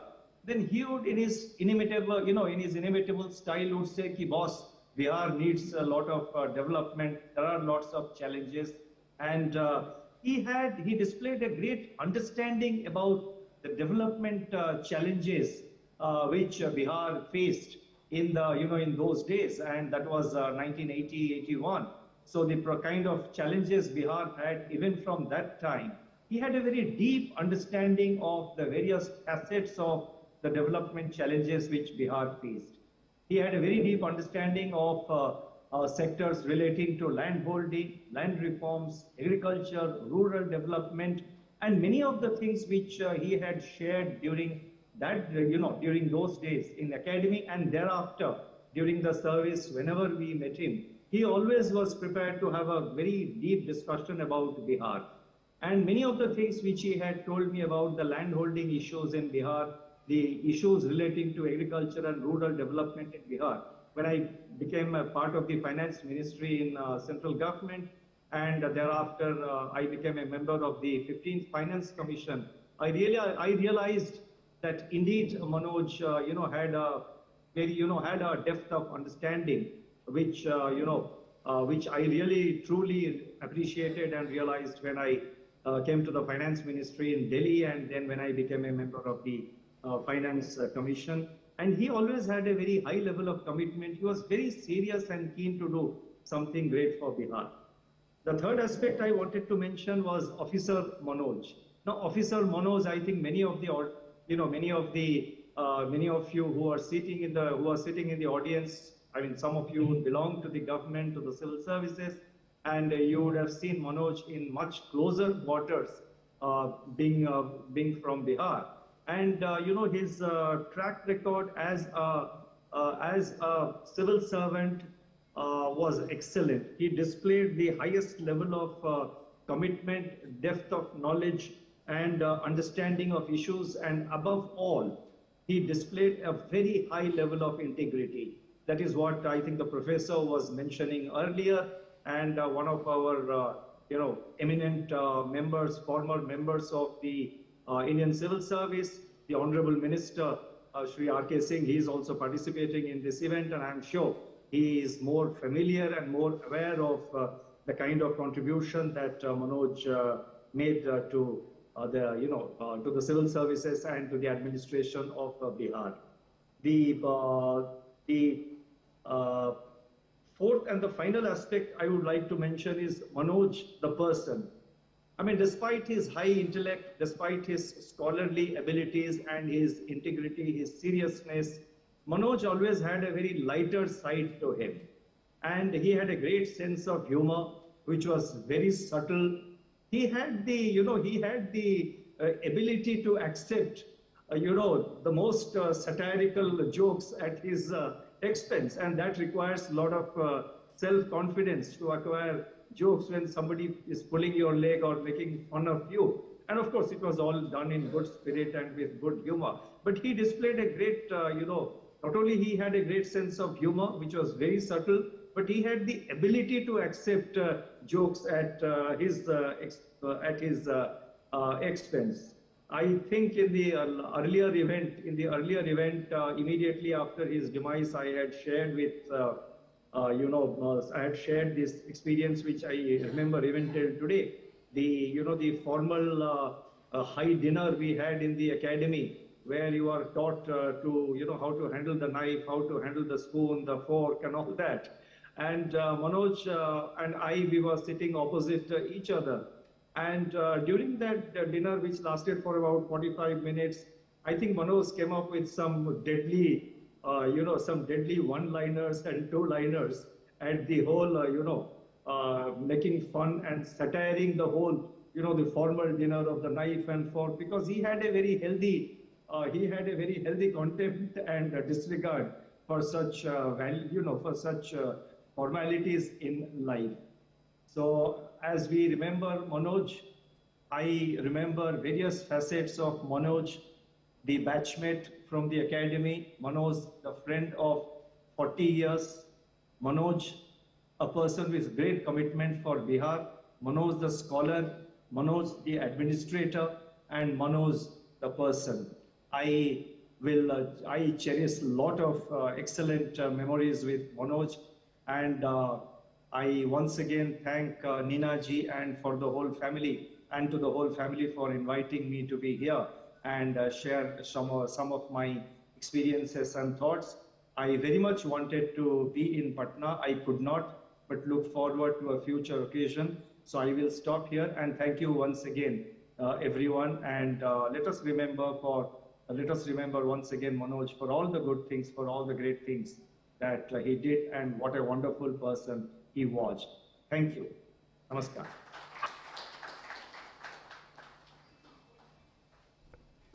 Thank you, sir. Thank you for sharing such delightful insights, and for, of course, bringing out such various facets of Papa's life and his personality. I will now move on to the next speaker, Shri Amitabh Kant sir, who's joining us virtually. Sir is a 1980 batch retired IS officer of Kerala cadre and was the second Chief Executive Officer of Niti Aayog, a public policy think tank of Government of India. He is the author of Branding India, An Incredible Story, The Path Ahead, Transformative Ideas for India, and Incredible India 2.0, Synergies for Growth and Governance. Sir has been the chairman of the Empowered Committee on the Transformation of Aspirational Districts program of the Government of India as well. And after completing 6 years as CEO of the Niti Aayog, he has been appointed as the new G20 Sherpa of India as India takes over G20 presidency later next year. He has been a batchmate of Papa's and a very close and dear friend. Sir, if you can hear me. So we'd love to hear from you, and welcome. Let me first thank Neena ji and the family for inviting me to speak on this occasion. I have the greatest and the fondest memories of Manoj going back to my JNU days. Manoj was very vibrant, very dynamic. He was, even in JNU, he was very bold, gutsy, courageous, and I think very left-oriented. If you're not left-oriented in your youthful days, then you don't have a heart for the poor, and Manoj always had a heart for the poor. So he was very, very left of the center oriented in JNU, and he made life in JNU very vibrant with his debate, his discussion, his constant questioning, and his debate and discussions would go on till late in the night. So Manoj was a remarkable person in JNU, and I'm truly delighted that JNU has now instituted the Manoj Srivastava Memorial Gold Medal to the topper of MA in Sociology program. He's left behind a huge imprint in JNU, and I don't think many of his records of JNU can have been broken even till date. Later, when he joined our batch, in my memories of him as a probationer is that he was full of fire, he was full of idealism, he was never a status quoist, he was a change agent always.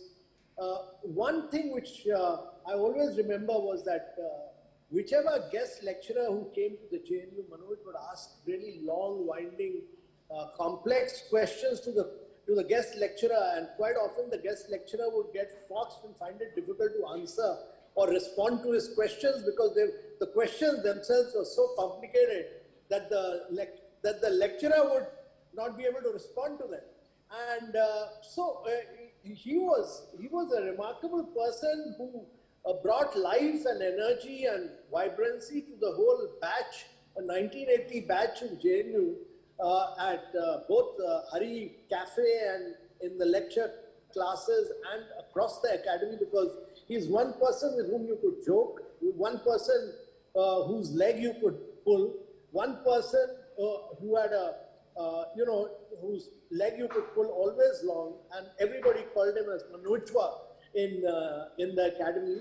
So he was a phenomenal batchmate actually in the academy. He really was a live wire, and he brought a tremendous amount of intellectual fervor to the academy.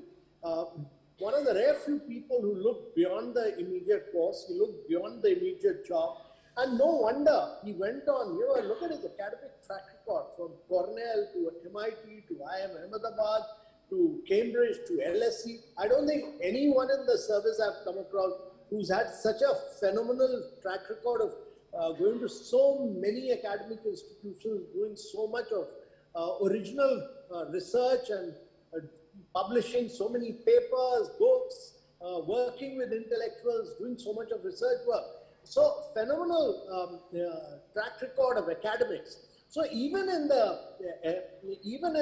academy, as was very rightly pointed out, by my colleague Mr. Shaktikant Das, he had a very academic bent of mind, and that academic flavor he brought to the whole batch, and this truly kind of brought in a great amount of amongst the whole batch. He was able to debate and discuss on a range of issues concerning not merely issues of agriculture, but rural development, pro-poor governance, and how transformation could be brought out. And he filled people with that passion and energy to transform at the grassroots level, which rarely does a probationer is able to do. Most probationers are there to enjoy life, but Manoj had that commitment, that determination to transform really at the grassroots level, which you could see through in the academy itself.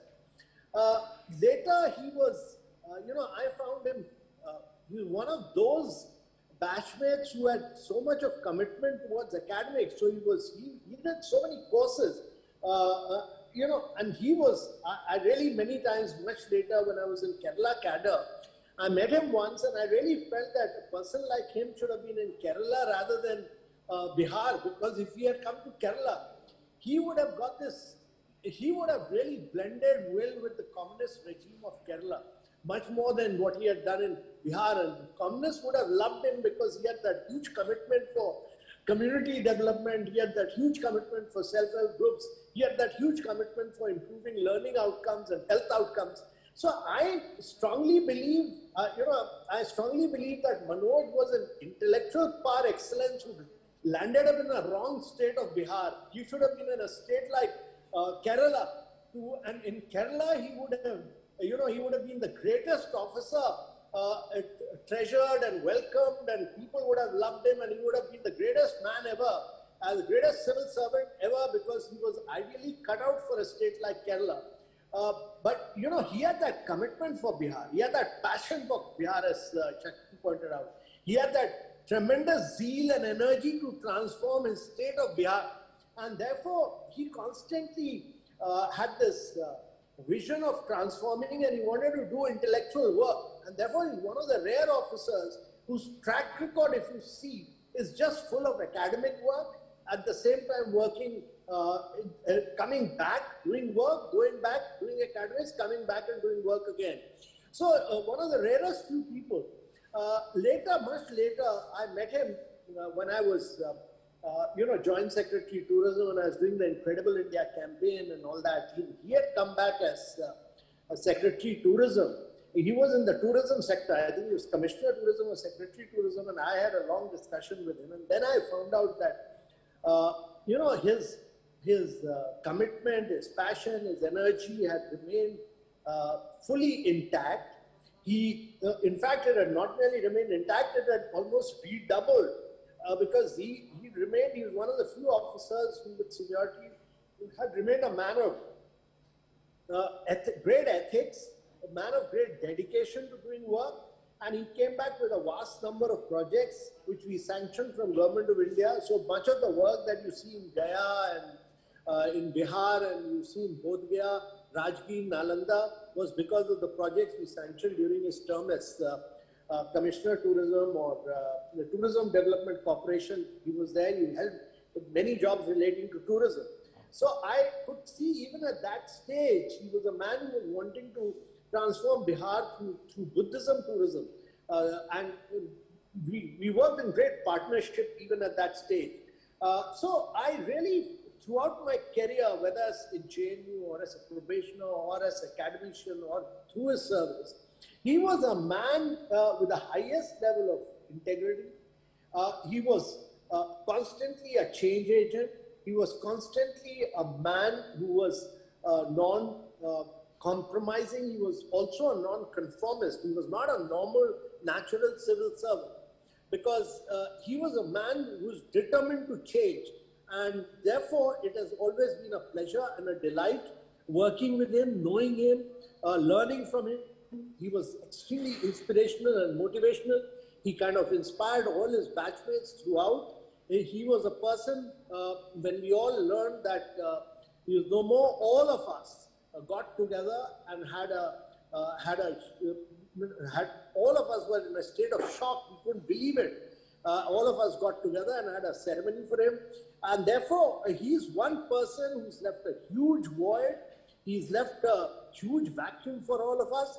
And I really think that he was one of our greatest batchmates and one of the finest colleagues and one of the man of great intellectual caliber and one of the greatest intellectuals we've seen in the service. So Manoj has been a remarkable human being who's inspired and motivated all his batchmates. It's been a big loss. And I would have really loved to be in Patna. Unfortunately, due to official reasons, I'm not being able to join personally. But I look forward to coming to Patna personally and meeting Neena ji and the entire family and being with all of you.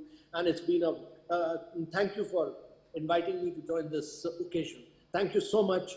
We all will continue to miss Manoj forever. Thank you very much.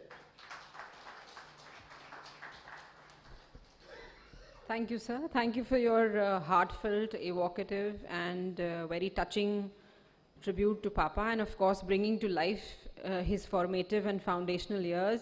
for filling in the blank canvas of what we know of Papa. You've put in so many colors and brought him to vibrancy. Thank you so much. I would now request the next speaker for the memory sharing session, Shri Satyanarayan Mohanty sir, who is also joining us virtually. He's an IS officer of the 1980 batch. Sir has served as Secretary General of India's National Human Rights Commission. Prior to his appointment to the NHRC, he worked as Secretary, Department of Higher Education, Ministry of Human Resource Development, Government of India. He has had 2 master's degrees, one in English and Economics, a master's in Public Administration from John Kennedy School of Government, Harvard University, and an LLB from Osmania University. Needless to say, he's a batchmate and a very close friend of Papa's. I do remember being told and recounted that he happened to be on the same train with Papa when they were reaching Mussoorie, Labasna Academy for their probationary training. So hence, he knows him from early days, and their association goes back to the JNU days when Papa was a student there. Sir, I now invite you to take the stage. Thank you.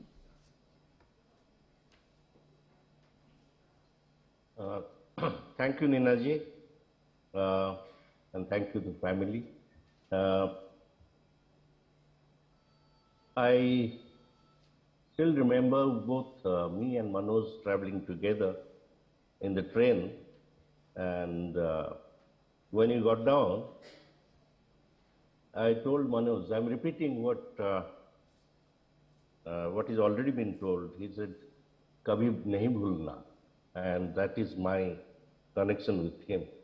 But much earlier, when we were in JNU, there was a little fracas in the campus, and because 2 guys were roughed up by the other side, and Manoj gave a very, very firebrand speech.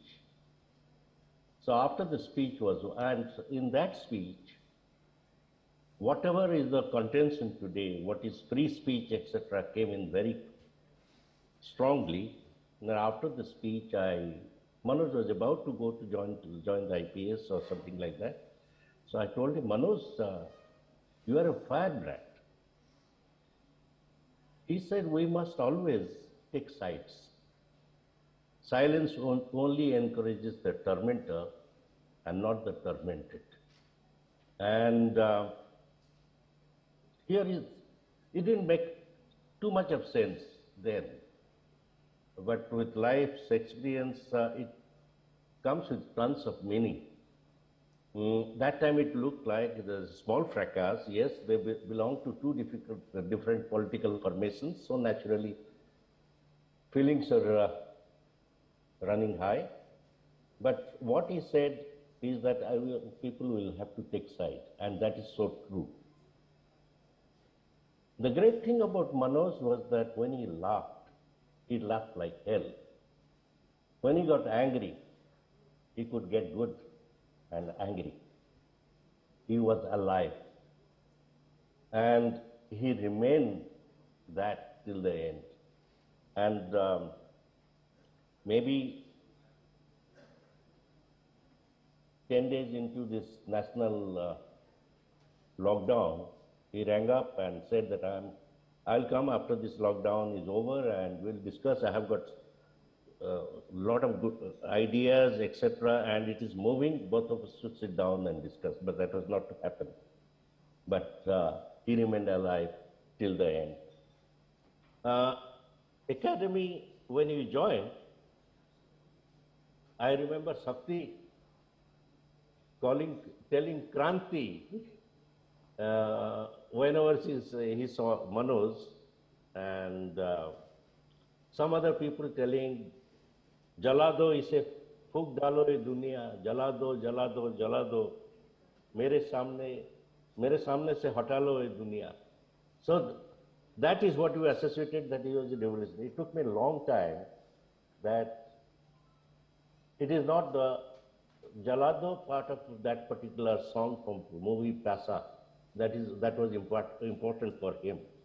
But what was important for him is that the world it exists today is of very little importance. ये दुनिया अगर मिल जाए तो क्या है? That was very important for him, and that was why he was a reformist. He wanted changes, and little later I was listening to a song by John Lennon, Beatles fame. It reflected his thought. One of in the song called Imagine, John Lennon says, "You may say I'm a dreamer, but I'm not the only one. I hope someday you will join me, and the world will be as one." So this is the subtle feeling of brotherhood of man that Manoj was a believer in. Where there is no greed, there is no hunger from people's side, and people sharing the earth. And it was a very, very subtle and evolved thing. It is not that he wanted destruction of everything. He wanted improvement. He had a dream, and he wanted others to join that dream. I remember in the academy, Amitabh has averred to that he used to put very complicated questions even for the speakers. And the question was to Raja Ramanna, late Sri Raja Ramanna. And the question was long. And Raja Ramanna was also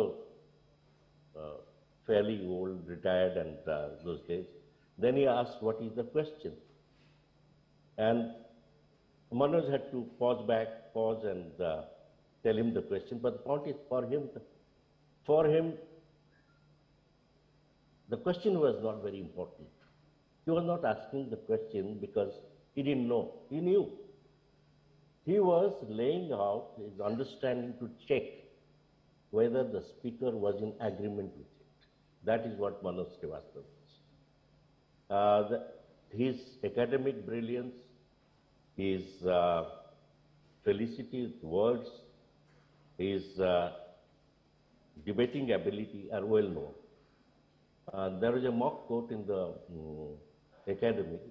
He was the lawyer, and he spoke very well, and the law teacher apparently took him aside and told him something. We didn't hear that. So after the thing was over, I told him, "Manoj, you did very well, but what was the law teacher telling you?"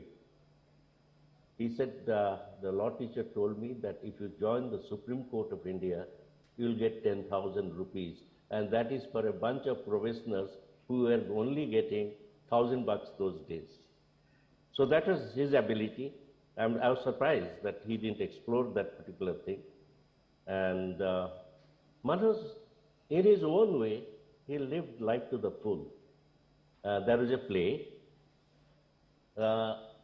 In that play, it was a courtroom in the small town of Bihar, or it could be in small town of any other place in India.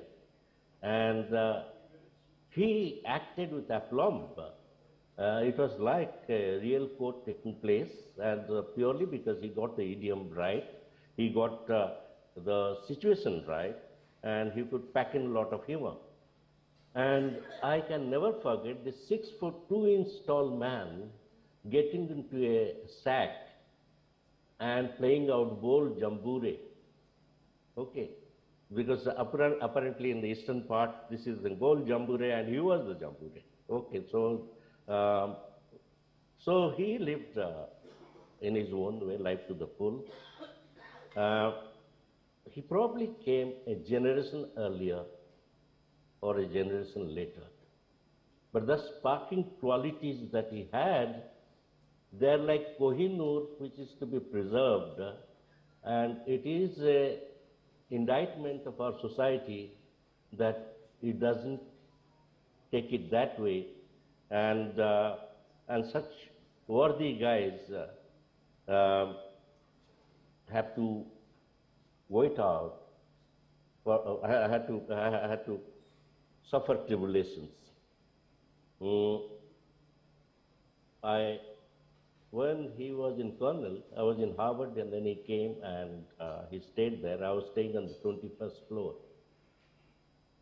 We stepped out to have a nice look of Charles River. It was overlooking Charles River in Peabody Terrace. And then Manoj, suddenly I find that he is sitting down. So I said, Manoj, what is happening? He said, no, I have got vertigo. I can't look down or look out, etc. So the problem is that the world, for such bright guys, the world often creates vertigo.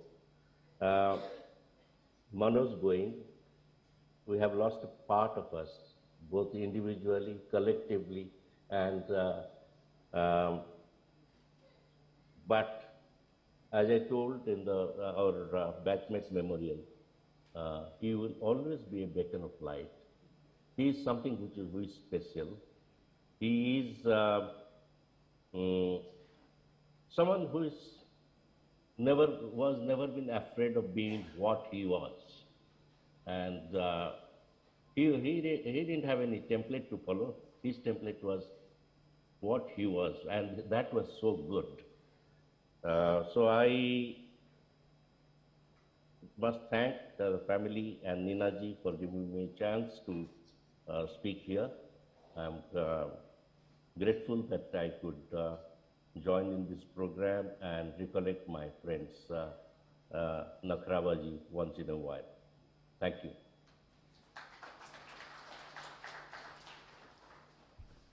Thank you, sir. They say lives of great men all remind us that we can make our lives sublime and departing leave behind us footprints on the sands of time. Thank you, sir, for sharing such delightful snippets of your association with Papa, and as always bringing out such beautiful facets of his personality. I would now like to request and welcome the next speaker for this session, Dr. Arvind Jha, sir. Sir is a 1980 batch Indian Forest Service officer of the Maharashtra cadre, retired as Principal Chief Conservator of Forest. He's been one of Papa's closest friends who studied with him at St. Xavier's College, Ranchi. Sir holds a PhD from Ranchi University, and he has been known to be one of the closest 5 friends of Papa's, often known as the 5-man army. So I request one from the 5-man army to kindly grace us on the stage. Thank you.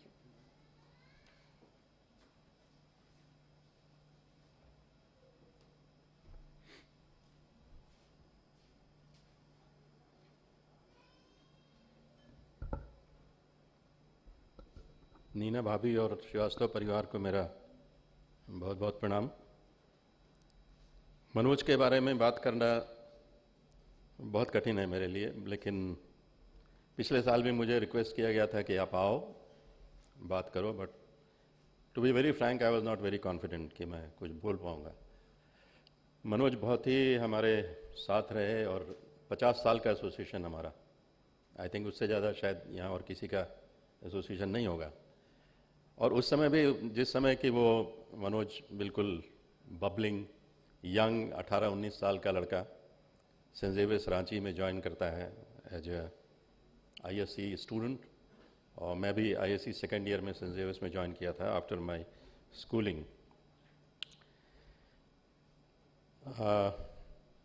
एक आकर्षण था मनोज में, सभी जुड़ते थे उनके साथ, हम लोग भी जुड़े। और जैसा बताया गया अभी कि 5-मैन आर्मी उन्होंने बनाई, हम लोग लकी थे कि वो 5 लोगों की उन्होंने एक आर्मी बनाई जिसमें हम भी थे, मैं भी था।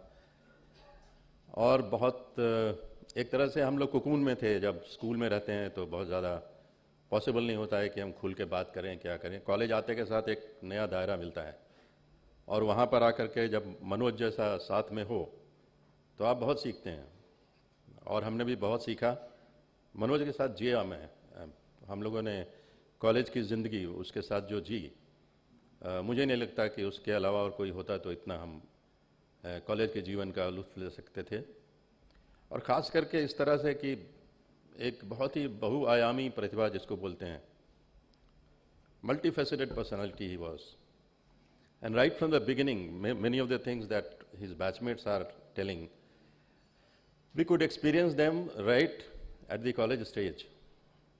Like his dedication to work, his feeling that he should go deep into everything. He was a dramatist also, and in St. Xavier's College he used to write, he used to write the dialogues, he used to act, used to direct, he used to select the पात्र जो चुनते हैं वो भी चुनते थे वो. Fortunately हम ये पांचों उनके ड्रामे में रहते थे, and that's how we also gelled very well. लेकिन उसमें as a director, apart from the fact that he was a great writer, he also used to write poetry and wonderful ones. तो जब वो हमको बुलाते थे एक्टिंग करने के लिए, तो he used to enact हर पात्र को वो enact करते थे. And he used to tell कि देखो ऐसे ये ऐसे होना है. तो उसमें सबसे इंटरेस्टिंग चीज़ एक बार ऐसी हुई कि उनके जो बॉस थे, एक वन एक्ट प्ले था, हत्या नाम था उसका. So his boss was suppose to be a pipe पीने वाला बॉस था वो. तो मनोज भाई ने एक पाइप का इंतज़ाम किया और उसके बाद उन्होंने बताया कि इसको कैसे हैंडल करना है, किस तरह से स्टाइल देना है. एंड टू द एक्सटेंट कि जिनको रांची मालूम होगा, वहाँ पे रांची में एक उस समय का सबसे बड़ा स्टोर हुआ करता था मेन रोड के एंड में. तो फिरालाल के वो जो किनारे किनारे जो बना हुआ था उनका बाउंड्री, उस पर बहुत ही स्टाइल से पैर एक ऊपर करके ऐसे करके, and he used to just start as if he smoking. और वो हमको सिखा रहे थे. जो बाहर के लोग थे वो कभी देख करके बोलते थे क्या लड़का है यार, ये क्या भविष्य होगा इसका, अभी से पाइप पी रहा है, क्या करेगा, what will happen to this boy, he seems to be a spoiled child, brat. But he definitely, I must say, बहुत लोगों को उन्होंने गलत साबित किया. And he became the position holder third in the country as IS. So वहाँ से एक जगह और उन्होंने बहुत लोगों को गलत साबित किया, और बहुत ख़ास लोग को गलत साबित किया. वो ये है कि जब एक IAS की इंटरव्यू में जब इंटरव्यू बोर्ड ने पूरा सवालात कर लिया उनसे, then one of the persons members उन्होंने कहा, mister Manoj, you seem to be so handsome, tall, and with such a kind of delivery of whatever questions we gave asked, and you gave such brilliant answers, why don't you join the films? And he was also perplexed. बाहर आया, बोला यार हमको बोला film join करो, अब नौकरी मिलेगी नहीं लगता है ये सवाली. हमने कहा नहीं भाई ऐसा नहीं. And so he proved them also wrong, because he knew that he was not coming for acting. He was a man of action. और वो फील्ड में आए, उन्होंने काम किया और ज़बरदस्त काम किया. मैं तो महाराष्ट्र कैडर में था, तो लेकिन उनसे हमारी जो बात होती थी, कई बार हमारी पत्नी नेचुरली नाराज़ होती थी कि ये एक घंटा आप किससे बात करते हो. आई डोंट नो अबाउट भाभी जी, ये भी शायद उस तरह से कभी कभी सोचती हूँ कि क्या बात करते हैं ये लोग. एंड बात में उनके जो गंभीरता थी, गंभीर था, उसमें ही यूज्ड टू आस्क, यार जहाँ एक बात बताओ, ये जो हम विलेजर्स में जाते हैं, व्हाट डू वी डू, इस तरह से हालत है, और यहाँ पे सब दिखाया जो जाता है बाहर, बिल्कुल बाहर अच्छी अच्छी चीज़ें दिखाते हैं. सो हिज आइडियोलॉजी, उसको मैं एक छोटी कहानी के बारे तरह से बताता हूँ जो हम लोगों ने एक बार शेयर की आपस में. And then he was extremely happy कि एक राजा था, और वो राजा का बेटा जब बड़ा हो गया और राजा बूढ़े हो गया नेचुरली, उन्होंने कहा यार बेटे को बना देते हैं मंत्री, राजा बना देते हैं. अब आज का ज़माना होता तो शायद बना दिया गया होता, लेकिन उस समय there was a minister, he said कि नहीं नहीं, इसको आप अच्छे जगह भेजिए, इसका टेस्ट लीजिए weather he is fit for becoming a king. And that was a, किसके पास भेजें, तो जंगल में एक ऋषि हैं, उनके पास उनको भेज दिया गया. ऋषि महोदय ने जैसे ही वो आए, उन्होंने कहा कि चलो भाई हमारा आश्रम साफ करो, झाड़ू वाड़ू लगाओ. And the boy was very upset, बोले कि this is not a role of the king, why should I. तो बोले नहीं नहीं आपको करना पड़ेगा, otherwise you won't get the certificate. So for that certificate, that boy, son of that king, started working. After 6-7 days, he was asked to bring. He got bored. बोला कि अब हो गया साहब, अब जाने दीजिए. तो ऋषि ने कहा नहीं नहीं ऐसा करो, कल से हमारे लिए फल फूल लाया करो, वो भी एक बहुत इंपॉर्टेंट काम है. So he did that for 7 days again. फिर आया, खड़े हो गया, बोला अब हम पास हो गए. बोले नहीं कुछ नहीं हुआ. बोले अब क्या करूँ मैं? तो बोले अब तुमने कुछ नहीं किया, आप जाओ. तो ही started going, but he thought कि चलो पूछ तो लें ऋषि से कि क्या चाहते हैं वो. तो आगे बोला अब क्या करूं मैं बताइए, क्योंकि मुझे राजा तो बनना है और आप जब तक अप्रूव नहीं करोगे उधर हमारा शपथ ग्रहण नहीं होगा. So that was the problem. So Rishi ने उनको कहा कि ऐसा करो, जंगल जाओ और जितने तरह की आवाज़ सुनाई देती है बताओ मेरे को आके क्या सुना. So he started going to the forest every day. New sort of, कभी हिरण की सुने, कभी शेर की, कभी भालू की. उस समय जंगलात अच्छे थे, वाइल्ड लाइफ भी अच्छा था, फॉरेस्ट डिपार्टमेंट उस समय का अच्छा रहा होगा ज़्यादा. तो anyway, so finally this boy again got bored. He said कि अब रिपीट हो रहे हैं सारे. तो ऋषि ने कहा नहीं तुमने कुछ नहीं सुना. So this boy got disgusted, started going back. एक जगह जाके पेड़ के नीचे बैठ गया. बोला अब तो क्या करूँ समझ में नहीं आया. And he sat there in ध्यान. After a few days he came running to the Rishi and he said कि गुरुजी आज हमने वो बातें सुनी जिसकी जो हमने आज तक कभी नहीं सुनी थी. तो बोले क्या सुना बेटा? तो बोले मछलियाँ आपस में कैसे बात करती हैं, तितलियाँ आपस में कैसे बात करती हैं, छोटे छोटे कीड़े आपस में कैसे बात करते हैं, वो सुना हमने. तो ऋषि ने उसको गले लगाया. बोले बेटा अब तुम राजा बनने के काबिल हो, क्योंकि तुमने उनकी सुनी जिनकी कोई नहीं सुनता. सो जाओ बेटा, पहले उनकी सुनना जिनकी कोई नहीं सुनता. That was the motto of Manoj. And that is why he always said कि भाई हमको लोगों के लिए काम करना है. लोगों के लिए भी काम करने में बाद में कुछ दिनों के बाद उन्होंने रिसर्च किया जाके मध्य प्रदेश वगैरह में. एंड ही फाउंड कि अरे यार बहुत लफड़ा है गांव में, जो जिनको अधिकार मिलता है वही उसका दुरुपयोग करने लगते हैं. तो व्हाट टू डू. तो फिर ऐसे ही चर्चा होते होते फिर एक कहानी आई. वो कहानी ऐसी थी कि एक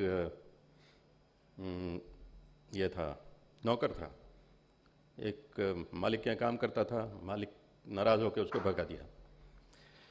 बोले निकल जाओ, तुम काम के लायक नहीं हो. सो नौकर came out and set before the God. भगवान प्रकट हुए. बोले क्या चाहिए बेटा? तो बोले कि मेरे को मालिक ने निकाल दिया है, तो मुझे जितना बड़ा उसका घर है ना उतना ही बड़ा घर चाहिए. तो बोले इतना बड़ा घर? तो हाँ कंपटीशन का मामला है. सो इतना बड़ा घर ले लिया. बोले कहाँ चाहिए? तो उसके घर के ठीक सामने चाहिए. सो भगवान ने सोचा चलो दे देते हैं. फिर उसके बाद फिर ये बैठ गए भगवान के पास. भगवान ने बोला क्या अब क्या चाहिए बेटा?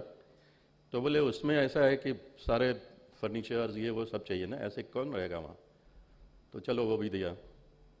फिर आके वो बैठा रहा वहीं पे नौकर. उसने बोला कि अब हमको वहाँ पे एक मालिक चाहिए, मैं नौकरी किसकी करूँगा. So this is the mindset of people. और मनोज ने कहा यार बिल्कुल सही है कि हमने हर तरह की सुविधाएं देने शुरू कर दी हैं. ये बांट दिया, वो बांट दिया, ऐसा कर दिया, वो कर दिया. अरे भाई उनकी मेंटालिटी को बदलने के लिए क्या करें, वो चाहिए.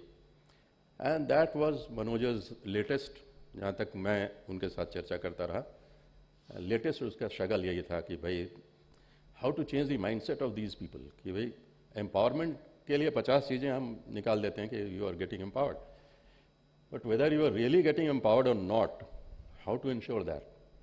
And that will happen only when the person who is being empowered is confident that yes, if I take an action X, the result will be Y. Once that confidence comes in, that is the real empowerment. Before that is no empowerment at all. तो इस तरह की मनोज के साथ हमारे साथ इतनी तरह की बातें, खास करके जंगलात के बारे में मैं उससे बहुत बोलता था कि यार villagers, tribals, they are all in the forest and they have to be empowered. And we had some various things. And जैसा इन्होंने बताया that he was not a fence sitter, middle path नहीं, you have to take sides. और उसमें वो सबसे बढ़िया जो हम लोगों का कोट था वो ये था कि समर शेष है किंतु अकेला, दोषी नहीं है व्याध,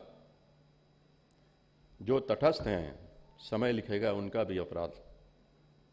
इसीलिए हमको तटस्थ नहीं रहना है, एक्शन लेना है। एक्शन में we have to be very conscious कि हम सही कर रहे हैं और सही लोगों के फेवर में हैं। That was what Manoj was and that always inspired each one of us. हम लोग सभी उसके साथ रहे। The only feeling that I often have that I think the bureaucratic system could not really utilise him, क्योंकि there are problems and the polity also could not really give him the right place. कई बार होता है कि government of India deputation के बाद आदमी के समय खुलता है, because there is a bigger place there, a larger background, a larger sphere to work with. So that I think he missed, perhaps because he was more attached to the ground. ज़मीन के लिए उनको इतने मोहब्बत थी कि भारत सरकार नहीं गई वो, and that perhaps made him getting less utilized for the Indian people. That's what I feel. But anyways, the point is, Manoj was Manoj. जिस तरह ऐसे तो बड़ा है, but pun is not intended, कि वो हाथी को जिस तरह से हर आदमी अपने नज़रिए से देखता है कि भाई हमारे लिए ये है, हमारे लिए वो है, हम सभी एक to some extent we all are blind. But I was lucky that I could be with him and be a part of his life, and he has been equally a part of my life and my family's life. इतना ज़्यादा हम लोग close रहे, and I mean we really miss him like anything, and we wish कि उसकी जो कुछ legacy है उसको हम आगे continue कर सकें. We are also trying our level best. इतना कह के मैं अपने दो शब्द बंद करता हूँ। महाराष्ट्र में 2 शब्द बोलते हैं, 2 शब्द खत्म करता हूँ। आप सबों को बहुत बहुत प्रणाम।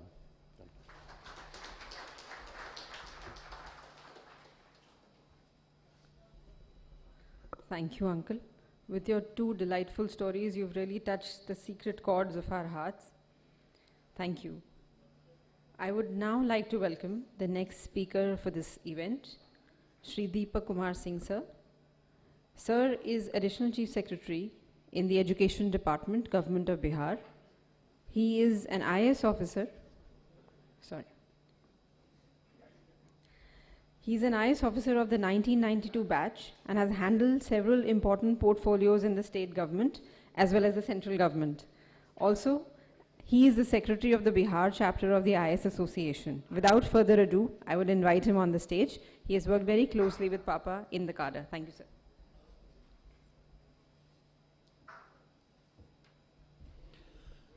Thank you.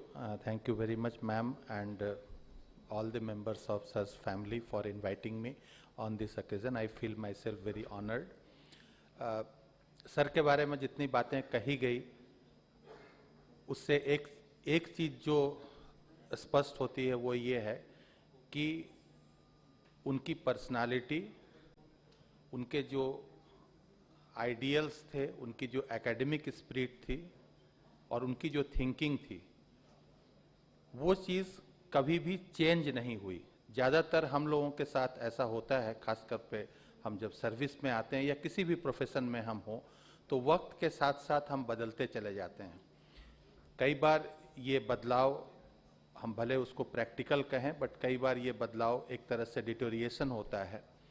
लेकिन अभी जितने लोगों ने ये बातें कही सर के बारे में, इनमें से कई लोग ऐसे हैं जो, जैसे अभी डॉक्टर अरविंद झा जी ने कही, जो उन्हें कॉलेज के ज़माने से जानते हैं, कुछ लोग उन्हें जेएनयू के ज़माने से जानते हैं और कुछ ऐसे लोग जो उन्हें सर्विस में आने के बाद से जानते थे। मैं भी उन्हें सर्विस में आने के बाद ही जाना। वो मुझसे 12 साल सीनियर थे। वो 1980 में सर्विस में आए, मैं 92 में आया। लेकिन जो बातें मैंने अभी सुनी उनकी, चाहे वो सन 70 की हो जो अरविंद झा जी ने कही, और उनसे मेरी लास्ट जो बात हुई थी फ़ोन पे, वो 23 मई 2020 को हुई थी। उसके बाद फिर उनके बीमार होने की खबर मिली और फिर वो अनफॉर्चुनेट इंसिडेंट के बारे में सुना मैंने। लेकिन उनका जो एक इंथुजियाज़म था, जो एक बात करने का लहजा था और जिस फर्वर के साथ वो बोलते थे, वो उनका कभी भी चेंज नहीं हुआ। जो लोग उन्हें जानते हैं 50 सालों से, उन्होंने भी ये महसूस किया होगा कि वो सन 70 में भी उसी तरह से बोलते थे जैसे वो 2020 में बोलते थे। तो यही उनकी एक चीज़ थी, पर्सनालिटी का एक एस्पेक्ट था। और उनकी इसी तरह से उनकी जो एकेडमिक स्पिरिट थी, जो उनकी पढ़ने की, दुनिया को जानने की और अपने ज्ञान से दुनिया में कुछ कर गुजरने की जो इच्छा थी, वो भी चेंज नहीं हुई। जब वो कॉलेज के ज़माने से जो उनमें एक स्पिरिट थी, वही स्पिरिट उनकी अंत समय तक बरकरार रही। लास्ट मेरी, जैसा मैंने बताया कि 23 मई 2020 को मेरी उनसे फ़ोन पर बात हुई थी। बहुत छोटी सी चीज़ थी, उनकी गाड़ी सर्विसिंग में गई हुई थी और उन्होंने मुझे कहा कि एक गाड़ी भेज देना, तो मैं वर्कशॉप तक चला जाऊंगा ताकि वहाँ मेरी गाड़ी रिपेयर हो जाएगी, तो फिर मैं उससे आ जाऊंगा। और वो गाड़ी गई उनके। ज़्यादातर लोग उसके बाद एक छोटा सा थैंक्स लिख देते हैं, लेकिन उन्होंने उसके बाद भी मुझे एक 12-13 सेंटेंस का एक मैसेज लिख के भेजा, जिसमें उन्होंने उसके लिए थैंक्स तो कहा ही, साथ ही उन्होंने मुझे, मेरी पत्नी हरजोत को, मेरे बच्चे को ढेर सारी शुभकामनाएं दी। तो ये उनकी स्पिरिट थी। वो शॉर्टकट में कोई चीज़ नहीं करते थे, वो जिस चीज़ को करते थे उसको अपने आखिरी अंजाम तक पहुंचाना चाहते थे। और शायद उनकी वही चीज़, जैसा कि अभी honourable minister R K. Singh sir जो उनके साथ काम किए हैं, वो मेरे साथ भी काम किए हैं और जो उनके सर प्रोबेशनर रहे हैं, तो जैसा कि उन्होंने कहा कि उनका ये जो आइडियलिज्म था, वो अंत तक चेंज नहीं होना ही उनके प्रोफेशन में बहुत बड़ी बाधा उत्पन्न हो गई। ऐसा नहीं कि लोगों ने उनके टैलेंट को या उनके इंटेलिजेंस को या उनके कमिटमेंट को एक्सेप्ट नहीं किया या उसको रियलाइज नहीं किया, लेकिन वस्तुतः समय जिस तरह से बदलता गया, हम लोगों की भी अब 30 साल की नौकरी हो गई है। जब हम लोग नौकरी में आए थे और तब से अब के बीच में समय बहुत तेज़ी से बदला है, जो सिस्टम है बहुत तेज़ी से बदला है। उस सिस्टम के बदलाव के साथ मनोज सर ने कभी अपने आप को नहीं बदला। ये उनकी खूबी थी, लेकिन सिस्टम के लिए वो खूबी उनकी वो एक्सेप्टेबल नहीं थी और इसी वजह से वो इस सिस्टम में अपने आप को एडजस्ट नहीं कर पाए, या ये कहिए कि सिस्टम ने उन्हें कभी एडजस्ट नहीं होने दिया अपने अंदर। और इसी वजह से उन्हें जो भी काम करने का मौका मिला, उसमें ये बात सही है कि उनका जो आइडियलिज्म था, उनका जो इंटेलिजेंस था, उनकी जो सोच थी, उसको इसमें परिवर्तित करने की, एक्शन में परिवर्तित करने की छूट उनको नहीं मिल पाई, क्योंकि ये सिस्टम इस तरह के लोगों को अब एक्सेप्ट नहीं करता है। लेकिन दैट अपार्ट, आदमी सिस्टम के लिए नहीं जीता है, क्योंकि नौकरी करना तो एक आदमी की ज़िंदगी का एक पार्ट है। लेकिन आज अगर उन्हें सब लोग याद करते हैं तो इसीलिए याद करते हैं, उनकी जो पर्सनालिटी थी, उनका जो लाइवलीहुड था, लाइवली नेचर था जो उनकी एक एकेडमिक जो पेंचेंट थी, एक ज्ञान के खोज की जो उनकी एक लालसा थी, और उस ज्ञान को लोगों तक पहुंचाने की, और एक आइडियल तरीके से बहुत अच्छी कहानी के रूप में डॉक्टर अरविंद झा जी ने अभी बताई कि उस आवाज़ को सुनने की जो उनमें क्षमता थी, जिस आवाज़ को और कोई नहीं सुन सकता है, इसी के लिए लोग उन्हें याद करते हैं और हमेशा याद करते रहेंगे। पुनः एक बार मैम को, समस्त परिवार को बहुत बहुत धन्यवाद, और आप सभी लोगों को बहुत बहुत धन्यवाद। Thank you. जय Hind.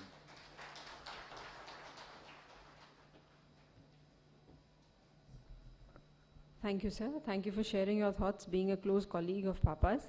I would also now like to request Harjot ma'am to share a few words of her association with Papa. Ma'am is ACS Minds. Welcome, ma'am.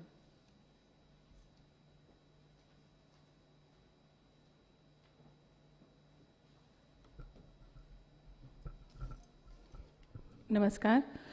सबसे पहले तो मैं भी मैडम नीना श्रीवास्तव को हार्दिक धन्यवाद देना चाहूँगी, जो उन्होंने हम लोगों को इस काबिल समझा कि इस मौके पे हम लोग भी सर के साथ बीते हुए कुछ पलों को याद कर सकें और उससे जो हम लोगों ने सीखा वो बता सकें।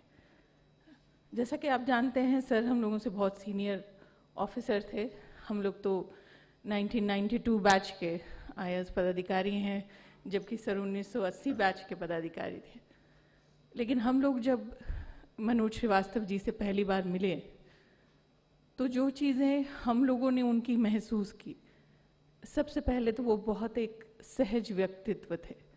उनमें कोई भी दिखावा नहीं था, कोई बनावट नहीं थी, और बहुत ही वो वार्म हार्टेड थे।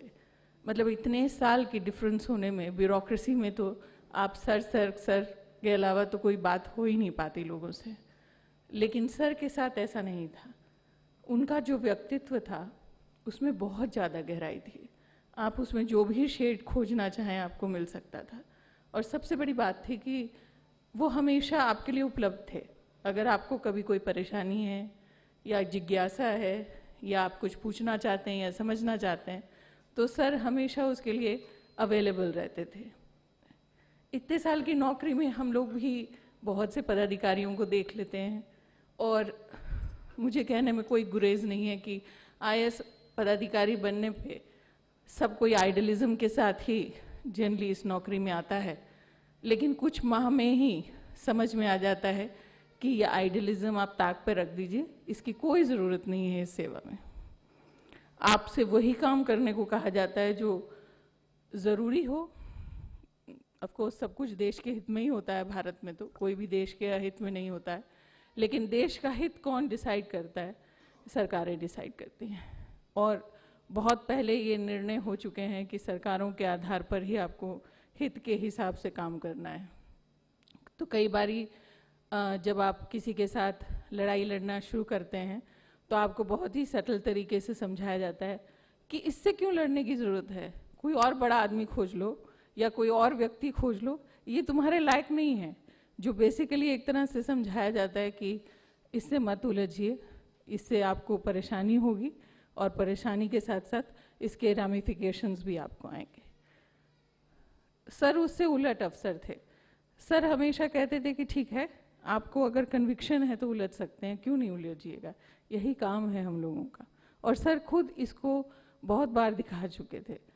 हमें याद है कि जब सर डिपार्टमेंटल इंक्वायरी कमिश्नर होते थे तो हम लोगों की बैठकें होती थी, जिसमें मुख्य सचिव भी रहते थे, बाकी लोग भी रहते थे, DG भी रहते थे, और उसमें अक्सर ये बात होती थी कि भाई डिपार्टमेंटल इंक्वायरी क्यों टाइमली नहीं हो रही है, इसमें विलम्ब क्यों हो रहा है। लेकिन जब सर आए तो ये पूरी परिचर्चा बदल गई।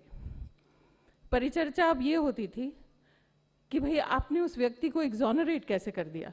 उस व्यक्ति को तो सरकार ने कहा था कि वो भ्रष्ट है, वो पदाधिकारी सही नहीं है, और आपने अपना जब डिपार्टमेंटल इंक्वायरी किया है तो आपने उसको दोष मुक्त कर दिया है।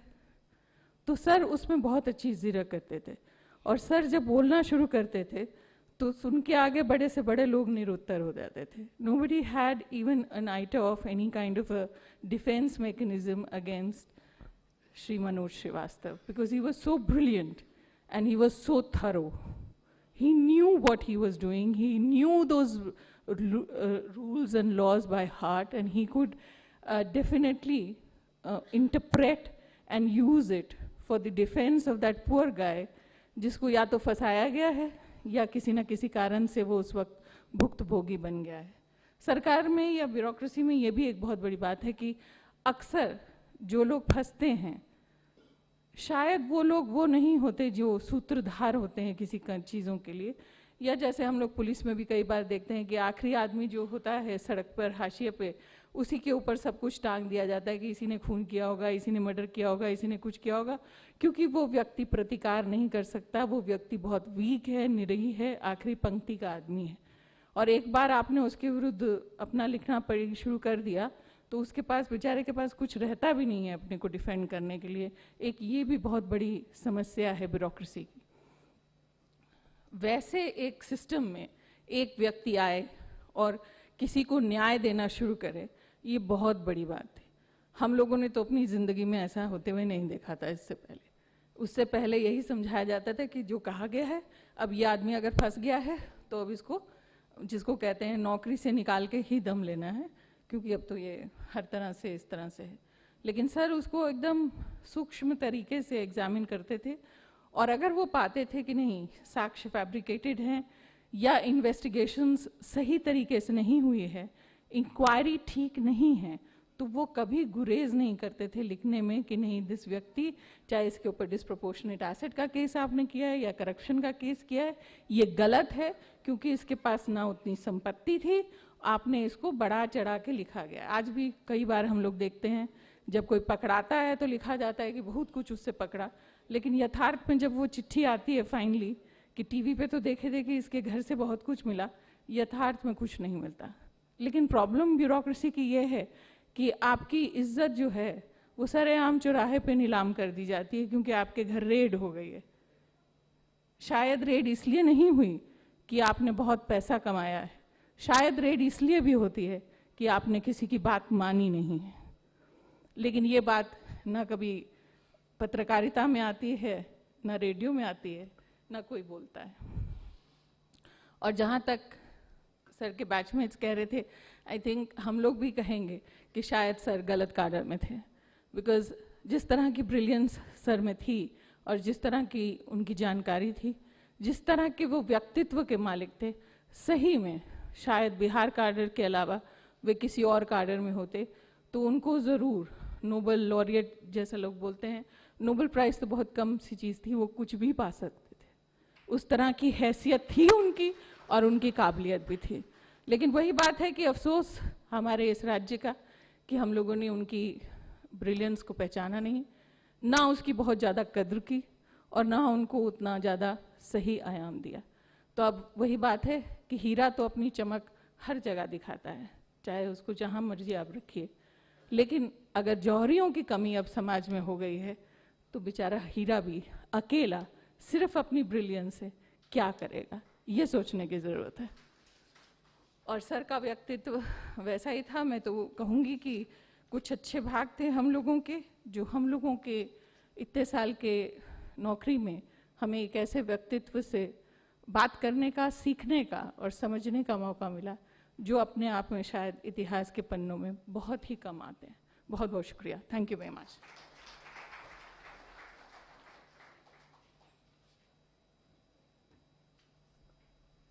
थैंक यू मैम, आपका बहुत बहुत धन्यवाद। आपने पापा की एक ऐसी शख्सियत, एक ऐसे व्यक्तित्व से आज परिचय दिलवाया जिससे बहुत ही कम लोग यहाँ वाकिफ़ होंगे।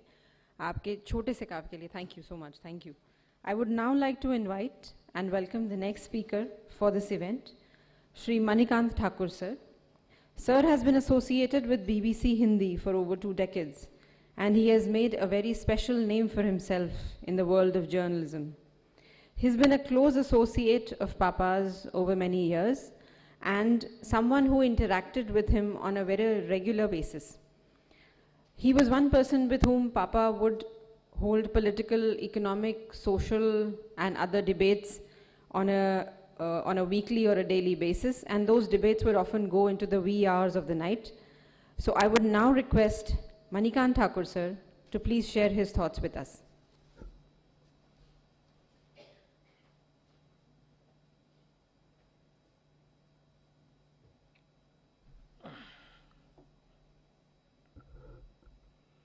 शुक्रिया। आभार आप सबका और श्रद्धांजलि उन्हें जिनको याद करने आज हम सब यहाँ जमा हुए हैं। इससे पहले जो फर्स्ट मेमोरियल लेक्चर था उसमें नीना जी ने मुझे भी खबर की थी और मैं अपने गांव में था। आने का बहुत मन था, मैं आ नहीं सका था। और जब यहाँ स्मृति सभा चल रही थी उस समय मैं गांव में बैठा हुआ थोड़ा अस्वस्थ सोचता रहा मनोज जी के बारे में, और हमने सोचा कि चलो हम खुद वहाँ नहीं गए लेकिन 2-4 कुछ ऐसी बातें लिख जाएं संस्मरण के रूप में और उसको अभी भेज दें नीना जी को, तो ये उनको भी अच्छा लगेगा और मुझे भी संतोष होगा कि हम भी किसी न किसी रूप में शरीक हुए। तो और वो 3-4 पंक्तियां लिखने के बाद मैं आगे लिख नहीं सका। वो पंक्तियां मेरे पास आज भी सुरक्षित हैं और मैंने सोचा, और जब इस बार का आमंत्रण मिला तो मैंने सोचा कि सबसे पहले उन्हीं पंक्तियों को आप सबके सामने रखूंगा। वो पंक्तियां हैं, मनोज कुमार श्रीवास्तव मेरी नज़र में सिर्फ एक पढ़े लिखे इंसान या एक ईमानदार अपराइट IAS अधिकारी मात्र नहीं थे, मेरे लिए वो इतने स्पेशल, इतने खास थे कि मेरे स्मृति पटल पर एक जिंदा दिल और जीनियस मित्र के रूप में वो आज भी जीवंत हैं। उनसे जुड़ी यादों की फहरिस्त इतनी लंबी है कि समझ में नहीं आ रहा क्या साझा करूं और क्या छोड़ दूं। और इतना ही लिखकर मैंने लिखना बंद कर दिया और उसके बाद क्षमा मांग ली नीना जी से कि मैं नहीं आ सका। आज यहाँ हूँ तो उसी तरह से इतनी सारी यादें एक सैलाब की तरह उमड़ आती हैं कि उनके साथ जो बातचीत हुई, आमने सामने हो या टेलीफोन पर हो, या उनको जिस तरह से हमने देखा समझा, वो तो लगा कि जैसे वो मुझसे बातचीत करके मुझे समृद्ध कर रहे हैं, मेरी शक्ति बढ़ा रहे हैं, मुझे कुछ बौद्धिक ताकत दे रहे हैं। और इसीलिए उनसे धीरे धीरे लगाव इतना बढ़ता चला गया कि वो ये लगता था कि जब उनसे बात नहीं होती थी 2-4 दिनों तक, तो फिर खटकने लगता था कि वो फ़ोन क्यों नहीं कर रहे हैं, और चिंता होती थी।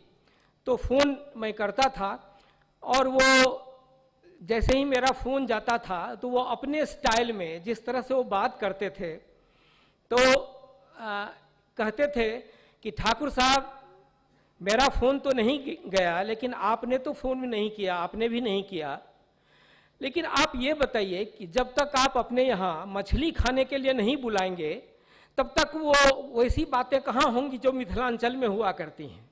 तो मुझे लगता था कि ये इस रूप में कैसे जोड़ के देख रहे हैं किसी भी व्यक्ति को। अभी तक आपने जितने लोगों को सुना वो सारे IAS अधिकारी और अरविंद जी IFS अधिकारी, उनकी बातें आपने सुनी और उन्होंने साझा किया अपना संस्मरण।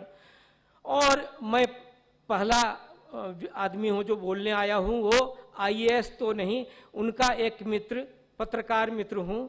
और पत्रकार के साथ उनका जो रिश्ता था वो ऐसा रिश्ता था कि शायद उस समय के जितने पत्रकार होंगे, जो सचेत होंगे, जो थोड़ा सोचने समझने वाले पत्रकार थे, वो उनसे जुड़ जाते थे और उनसे चाहे वो जिस किसी स्थिति में हो, उनसे कोई भी जानकारी लेने में ज़रा सा भी संकोच नहीं करते थे। और वो भी मनोज जी खुलकर बातें किया करते थे। बातें करने का उनको बहुत शौक था। कभी कभी पटना में जो मीटिंग्स हुआ करती थी, जिसमें कोई सेमिनार, जिसमें कुछ बौद्धिक चिंतन हो रहा हो, वहाँ हम लोग देखा करते थे कि वो चुपचाप आके पीछे बैठ जाते थे और बैठ के सुना करते थे। कभी कभी ये लगता था कि लोगों की जब नज़र पड़ती थी तो लोग कहते थे कि वो आप भी कुछ बोलिए, लेकिन वो बोलते नहीं थे स्पीकर के रूप में, मंच पर नहीं जाते थे। लेकिन जब बारी आती थी सवाल जवाब की, और जब वो देखते थे कि ऐसे सवाल नहीं हो रहे हैं जो सचमुच में बात निकल के आनी चाहिए, तो वो उठकर खड़े हो जाते थे और कुछ ऐसा सवाल पूछ देते थे कि जवाब देने वाले को लगता था कि अब उसका क्या जवाब दे सकते हैं। इतना तीखा, इतना माना इस तरह से उनकी जो मेधा थी, उनकी जो सोचने की गहराई थी, उनकी जो दृष्टि इतनी पैनी थी कि ये लोग समझ नहीं पाते थे कि इस व्यक्ति ने क्या सोच के कितनी गहराई में उतर के ये सवाल बनाया है और उसका जवाब कैसे दिया जा सकता है। तो ये उनका स्तर था। मनोज कुमार श्रीवास्तव को याद करते हुए मुझे वो पहली मुलाकात याद आती है। पटना प्रेस ज्वाइन करने, मैं भी रांची में पढ़ा लिखा।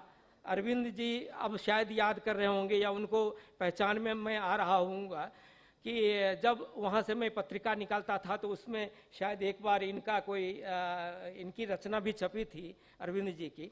उस समय जो हम लोग रांची में थे तो एक लगाव था, दूर में बातचीत नहीं हुई थी मेरी उनसे, लेकिन ये लगता था कि ये भी रांची में पढ़े हैं, मैं भी रांची विश्वविद्यालय का छात्र रहा और रांची में उस समय में था जिस समय में ये भी सेंट जेवियर्स में थे, और जो छात्र आंदोलन का जो माहौल था उसमें किस तरह से हम लोग सक्रिय थे, ये सारा कुछ सोच के मैंने उनको फ़ोन किया कि मैं भी रांची से पढ़ा लिखा हूँ, रांची में। तो उनको आश्चर्य हुआ, वो जानते नहीं थे। तो उनको बड़ी खुशी हुई और कहा क्या कि तब हम लोग अब तक मिले क्यों नहीं हैं। तो खैर उसके बाद ये सिलसिला शुरू हुआ, लेकिन पहली आमने सामने जो मुलाकात हुई वो मुलाकात भी गजब की थी। पटना हाईकोर्ट के सामने में है एल.एन. मिश्रा इंस्टीट्यूट। तो मैंने जब फ़ोन किया कि आपसे कुछ बात करनी थी, और तब मैं उस समय में बीबीसी में ज्वाइन कर चुका था, मेरी शुरुआत थी बीबीसी में। तो मैंने उनसे कहा कि आपसे कुछ बात करनी थी, तो किस बाबत। तो मैंने कहा कि बीबीसी के लिए एक छोटा सा इंटरव्यू चाहिए था, मैं कुछ इलाके में घूम के आया हूँ, बिहार के कुछ गाँवों में, और आपके बारे में इतना कुछ सुनता रहा कि ऐसे एक अपराइट ऑफिसर हैं, कितना माना गरीबों के प्रो पीपल हैं, प्रो पुअर पीपल पर आपने बहुत काम भी किया है, उनके गवर्नेंस को लेके कि किस तरह का गवर्नेंस हो, ये सारी बातें हैं। तो मेरी इच्छा हुई कि आपसे एक छोटा सा इंटरव्यू करें। तो जब मैंने फ़ोन किया और उन्होंने बुलाया, तो कहाँ बुलाया सो देखिए, उन्होंने कहा क्या कि आप हैं कहाँ। तो मैंने कहा कि मैं बेली रोड के आसपास हूँ। तो उन्होंने कहा कि चले आइए आप, मैं भी टहल के आ जाता हूँ, आप चले आइए, पटना हाई कोर्ट के सामने में एल.एन. मिश्रा इंस्टीट्यूट है, वहीं पर बात कर लेते हैं। हमने कहा कि यहाँ बुलाया है उन्होंने। खैर मैं गया, अपना माइक और रिकॉर्डर लेके जब पहुँचा तो देखे कि एक बहुत ही ऊंचे कद के व्यक्ति, बहुत भारी भरकम, वो खड़े हैं और मुस्कुरा रहे हैं। उन्होंने पता नहीं कैसे समझ लिया, हो सकता है कि देखा हो कि एक पत्रकार जैसा कोई आ रहा है। तो आए और उन्होंने मेरे कंधे पे हाथ रखा और कहा कि चलिए अब यहीं कहीं बैठ जाते हैं। तो हमने कहा कि ये कितना बड़ा अधिकारी, इतना है, और इस तरह से ये फॉर्मल माने नहीं हो रहे हैं, और इतना अनौपचारिक भेंट ये हो रही थी। तो मुझे कुछ हैरत हो रही थी, इसलिए कि मैंने उनसे पहले जिन अधिकारियों को देखा था, जिन आईएएस अफसर्स को देखा था, वो जिस तरह से तने हुए दिखते थे, जिस तरह से अपने को कुछ बड़ा सा अनुभव करके वो सामने में बात करते थे, तो मुझे लगा कि ये भी कुछ उसी तरह के होंगे। लेकिन इनका जो वो रूप मैंने देखा तो सचमुच में उस दिन से लगा कि अब इनके साथ मेरा खूब निभेगा। तो बातचीत खैर मेरी शुरू हुई। और बातचीत कैसे हुई, तो लंबे थे, एक दीवार के सहारे बरामदे में वो टिक गए, दीवार के सहारे आराम से, और उन्होंने कहा कि अब जो पूछना है पूछिए। अब वो तो ऊंचे थे और हम तो एक दुबले पतले उस समय में और थे। तो खैर बातचीत शुरू हुई। बातचीत जो शुरू हुई, इसके बाद हमने देखा कि कितनी गहराई में इस व्यक्ति ने इस राज्य को देखा समझा है, यहाँ के गरीबों को देखा समझा है।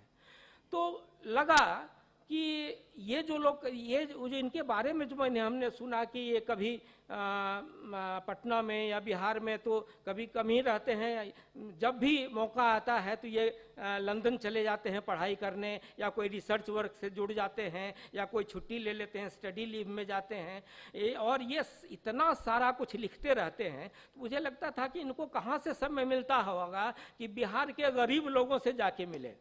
लेकिन ये अनुभव मेरा उस इंटरव्यू के बाद, जब मैं ये गया आरा, और वो नरसंहारों का ज़माना था, आप लोग ये अगर याद करेंगे, और लगातार मध्य बिहार में, उस समय में झारखंड और बिहार एक ही था, मध्य बिहार में जहानाबाद, औरंगाबाद, गया, ये इन तमाम इलाकों में जो नरसंहार हो रहे थे।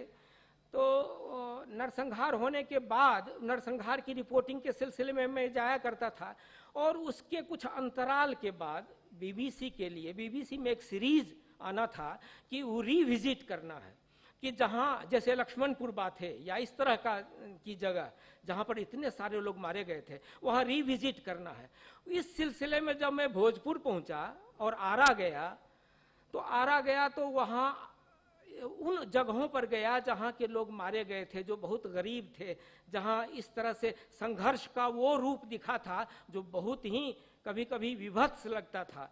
वैसी जगहों पर जहाँ की बहुत सारे गरीबों की बस्तियों में लोग इस तरह से रहा करते थे जैसे कि अब वो सहमे हुए हैं, पता नहीं कब उनके यहाँ कोई आ जाए और एक तरफ से कत्लेआम हो जाए। इस तरह का माहौल जो जहाँ था, वहाँ जब हमने फिर से विजिट किया तो उन लोगों में से जानते हैं कि वो गरीब आदमी, पढ़ा लिखा भी नहीं था, वो पूछता था कि अच्छा ये बताइए आप पटना से आए हैं, वो हमारे जो एक साहब थे डीएम साहब, मनोज साहब, वो कैसे हैं, कहाँ हैं? तो मुझे लगा कि ये इसका कंसर्न, ये जो सोच रहा है, तो हम पूछ लेते थे उनसे कि आप किस सिलसिले में कैसे याद कर रहे हैं उनको ऐसे। तो वैसा अवसर हमने अपने बीच में आज तक नहीं पाया है। ये गरीब लोग कहा करते थे, ये जो पीड़ित प्रताड़ित लोग थे वो कहा करते थे। तो मैंने समझा कि क्या मनोज जी ने सिर्फ इन्हीं लोगों के बीच काम किया है, या कोई सामान्य ऐसे व्यक्ति जो संघर्ष चल रहा था, निजी सेना थी वहाँ, रणवीर सेना और ये इधर लाल सेना, तो इन संघर्ष के बीच में ये दोनों पक्ष जो था कि क्या एक ही पक्ष के लिए उन्होंने वो इतने सहृदय थे कि उनके लिए काम करते थे, तो इसलिए वो याद कर रहे हैं। तो उसी सिलसिले में जब वहाँ भूमिहारों की बस्ती में, राजपूतों की बस्ती में गया, तो उन लोगों से भी पूछा कि आप लोग क्या उस अधिकारी को याद कर रहे हैं, एक आपके जो डीएम रहे थे? तो उन्होंने कहा कि वो तो बहुत अच्छे अधिकारी थे, और उसके बाद तारीफ करने लग जाते थे। तो मुझे हैरत होती थी कि जो दुश्मन हैं आपस में समाज में, वो दो तरह के, वो इस तरह से एक अधिकारी के बारे में बात कर रहे हैं और दोनों को वो अधिकारी अच्छा लग रहा है। तो लगता था कि या कुछ खास है उस व्यक्ति में जो इस तरह से नहीं होता है। एक बार की मजेदार बात बताऊं कि एक जिलाधिकारी से मैं मिलने गया था बिहार में, और मनोज जी से उस समय में बहुत बातचीत होती थी। तो जिलाधिकारी से मिल के आया और एसडीओ से भी मिला किसी सिलसिले में, खबर के सिलसिले में, और जब लौट के आया तो शाम में इनका फ़ोन आया। तो वो पूछा उन्होंने कि कहाँ गए थे, तो हमने कहा कि एक डीएम से मिल के आया। अच्छा, डीएम और एक एसडीओ से भी, तो कैसा लगा उन्होंने पूछा। तो मुझे लगा क्या कि उस डीएम ने लगातार, या एसडीओ ने मुझे इस तरह से देखा, इस तरह से बर्ताव किया जैसे कि ये बला पता नहीं कब जल्दी टल जाए। वो कहीं इस तरह से लगता ही नहीं था कि उनके साथ कोई इंटरेक्शन हो सकता है, उनके साथ बातचीत हो सकती है। तो ऐसा लगा आपको? तो कहा कि इतना ही नहीं लगा। इसके बाद जब हमने वहाँ के पब्लिक से, लोगों से, आम लोगों से पूछा उस डीएम के बारे में, उस एसडीओ के बारे में जो आईएएस थे, तो उन्होंने बहुत ही उनके बारे में, उनकी गलत छवि, उनके बारे में बहुत ही उनके मन की पीड़ा सामने आ रही थी। और बहुत ही, तो कहे कि बहुत ही मत कहिए, वो लोग क्या कहा होगा सो हमको पता है। हम कहे कि अच्छा आप ही बताइए कि लोगों ने क्या कहा होगा उस डीएम के बारे में। तो उन्होंने कहा कि लोगों ने कहा कि महा घुसखोर है, होगा। सब बहुत लोगों ने कहा होगा ये बड़ा शैतान टाइप का डीएम आ गया है। तो ये घुसखोर और शैतान, ये भी कहा होगा। आप संकोच क्यों करते हैं मुझे बताने में? इसलिए कि मैं भी एक आईएएस हूँ और एक अधिकारी हूँ। मणिकांत जी, इसके बाद आपको पता करना चाहिए था कि वहाँ उसकी नियुक्ति कैसे हुई है, वहाँ का नेता कौन है, उस नेता की क्या प्राथमिकता रहती है उसमें, और किस तरह से वो अधिकारी वहाँ तैनात हुआ है। ये तमाम सारी बातें जो हैं एक सिस्टम में इस तरह से गहराई से घर कर गई हैं कि ये सब कुछ उस पर भी निर्भर करता है कि कौन अधिकारी लोगों से किस तरह से बात करता है। तो ये तो सारी बातें, वो इतनी सारी बातें याद आ जाती हैं उनकी कि मत पूछिए। कभी टेलीफोन आ जाता था, ठीक ही कहा अरविंद जी ने कि घंटों बात करते थे। मेरी पत्नी जो यहाँ आई हुई हैं, ये तो कभी कभी कहती थी, ये क्या करती थी कि जब लंबी बातचीत घंटा 2 घंटा होने को हो तो ये क्या करती थी कि मुझे टेलीफोन कर देती थी ताकि उसमें सुनाई पड़े कि कोई फ़ोन आ रहा है। तो मनोज जी कहते थे कि लगता है कोई आपका फ़ोन आ रहा है। तो मैं हम तो जानते थे कि ये रखने का इशारा है, पत्नी को 2 घंटे से अब ये चाय देती जा रही हैं और इनको लग रहा है क्या कि अब ये और कितनी देर बातचीत चलेगी। लेकिन वो बातचीत जो चलती थी, उस बातचीत से इतना कुछ, इतना ज़्यादा मैं ग्रहण कर रहा था कि उसको छोड़ने का मन ही नहीं करता था। बल्कि अगर उनको भनक लग जाती थी कि अब बहुत देर बातचीत हो गई है, इन माने ये असहज हो रहे हैं, तो वो तुरंत रखना चाहते थे। और कई बार तो ऐसा होता था कि हम उनको रखने नहीं देते थे। तो ये सारा कुछ था रिश्ता हमारा मनोज जी के साथ। और ऐसा रिश्ता जो इस तरह से इसका अंत होगा, ये मैंने कभी सपने में भी नहीं सोचा था कि एक कोरोना काल में ऐसा जिंदा दिल आदमी, ऐसा जीवंत आदमी, ऐसा जिनको कि अभी बहुत कुछ करना था, भले ही वो सरकारी सेवा में से अवकाश ले चुके हों या रिटायर्ड कर चुके हों, लेकिन ऐसे व्यक्ति की ज़रूरत थी समाज को, और वो इस तरह से अचानक चले गए। ये लगता था कि उनका जाना, लगता कि खुद कोई आदमी बौद्धिक रूप से गरीब हो गया हो। ये लगता था कि वो रहते तो हम और कुछ समृद्ध होते, और हमारे साथ उनका रिश्ता बना रहता तो हमारा ही भला होता। और उनका सोचना, जिस तरह से वो विश्लेषण करते थे, ऐसा एनालिस्ट अधिकारी में मैंने कभी नहीं देखा सुना था।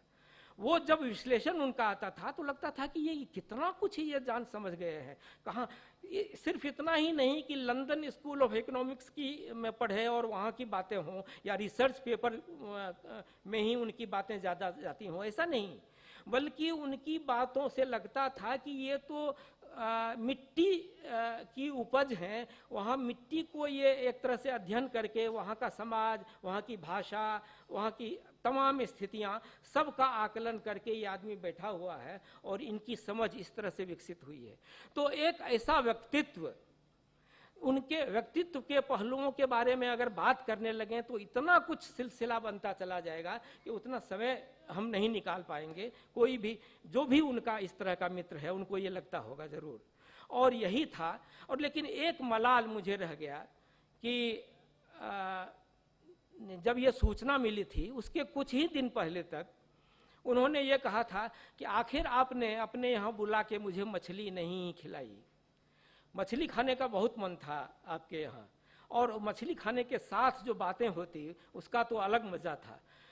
ये उनका वो कहा, ये जो उन्होंने कहा था, ये उनके जाने के बाद आज तक जब भी मैं खाने बैठता हूँ या जब भी सोचने लगता हूँ तो ये लगता है क्या कि मनोज जी कहीं से देख रहे होंगे और बोलते होंगे कि अच्छा ठाकुर साहब, आप तो अपने खा रहे हैं, लेकिन हमको तो आप बुलाए नहीं। तो ये मनोज कुमार श्रीवास्तव के व्यक्तित्व के कुछ ऐसे पहलू हैं जो कोई अधिकारी नहीं बता सकता है। इस तरह का कोई आम ऐसा आदमी जिनसे उनका जुड़ाव था और जो हमने महसूस किया, जो हमने देखा समझा, ये सचमुच में एक हमारे लिए वो उपलब्धि है और उसी तरह से हम उसको याद करते हैं। और उनका ठहाका, उनका इस तरह से हंसना, और जिस गंभीर से गंभीर बातों के बाद भी वो इस तरह से हल्का कर देते थे माहौल को जब वो साथ होते थे, तो वो सारी बातें याद आती हैं। और आज के दिन श्रद्धांजलि देते हुए मैं अपनी बातें समाप्त करता हूँ। यहाँ बुलाने के लिए बहुत बहुत आभार आप सबका।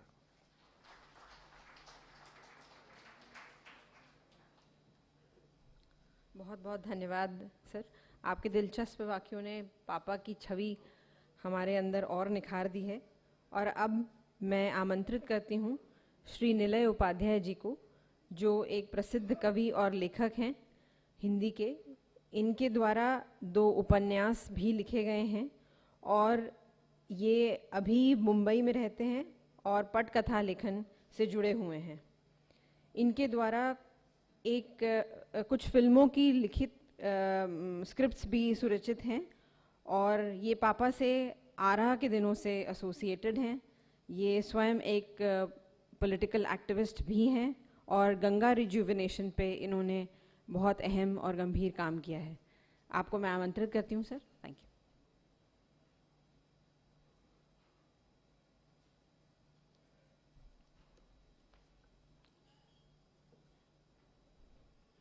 यहाँ उपस्थित जितने भी लोग हैं सबको मैं अपना प्रणाम निवेदित करता हूँ। पटना बहुत पुराना शहर है। वैदिक काल में इसके बारे में कहा गया था कि कभी यहाँ की गंगा में 2 कौवे गिरे और हंस बन करके निकले थे। इसका गौरव कभी उस जगह पर था। एक बात, एक कवि थे बहुत बड़े, वे वाल्मीकि, आपने सबने उनका नाम सुना होगा। तमसा नदी के तट पर वाल्मीकि रामायण की पंक्तियों के बारे में सोच रहे थे। सामने 2 पंछी आपस में खेल रहे थे। पीछे से बहेलिए का तीर आया। तीर नर को लगा, मादा छटपटाई। इतना छटपटाई कि पहली बार वाल्मीकि को एहसास हुआ इस बात का कि पीड़ा मरने वाले में नहीं, बचे रहने वाले में होती है। मरने वाला तो चला जाता है और बचा रहने वाला चीखता रहता है, छटपटाता रहता है, विरह में व्याकुल रहता है। मनोज कुमार श्रीवास्तव चले गए, उनको कोई पीड़ा नहीं। पीड़ा इन बच्चों के पास है, पीड़ा भाभी जी के पास है, पीड़ा हम मित्रों के पास है, जिसके तहत हम सब यहाँ इकट्ठे हुए हैं। वो दरअसल हम अपनी पीड़ा बांट रहे हैं, हम अपनी हुक को निकाल रहे हैं, हम अपने दर्द को कम कर रहे हैं, हम सहज होना चाहते हैं, हम समकालीन होना चाहते हैं। महात्मा गांधी थे, महात्मा गांधी ने जो कहा वो गांधीवाद उनके लिए होगा।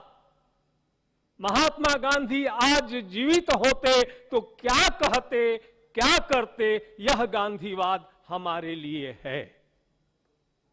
भले ही आज हमारे बीच मनोज श्रीवास्तव नहीं है, किंतु इस समय की जो चुनौतियां हैं, जो आने वाले समय में जो चुनौतियां दिख रही हैं, जिस भयानकता पर मनोज कुमार श्रीवास्तव की नजर थी, उस भयानकता को उनकी निगाहों से अगर हम देखें तो आने वाले समय की चुनौतियों का रास्ता निकाल सकते हैं, हल निकाल सकते हैं, हमें कोई नया मार्ग मिल सकता है। कोई भी इतिहास तब तक प्रासंगिक नहीं होता जब तक वर्तमान में उसकी कोई भूमिका न हो या वर्तमान के संकट को हल करने में वह हमारी मदद न कर रहा हो। हमारी समझ साफ थी। मैं बहुत गहरे नहीं जुड़ा था, रोज रोज मिलने वालों में से नहीं था। मैं बहुत संकोची था। अस्पताल में, आरा में मैं कंपाउंडर था, फार्मासिस्ट था, और वो वहां डीएम थे। एक बार वो आ गए कि नीले जी हम आ जाएंगे तो बहुत गड़बड़ होगा,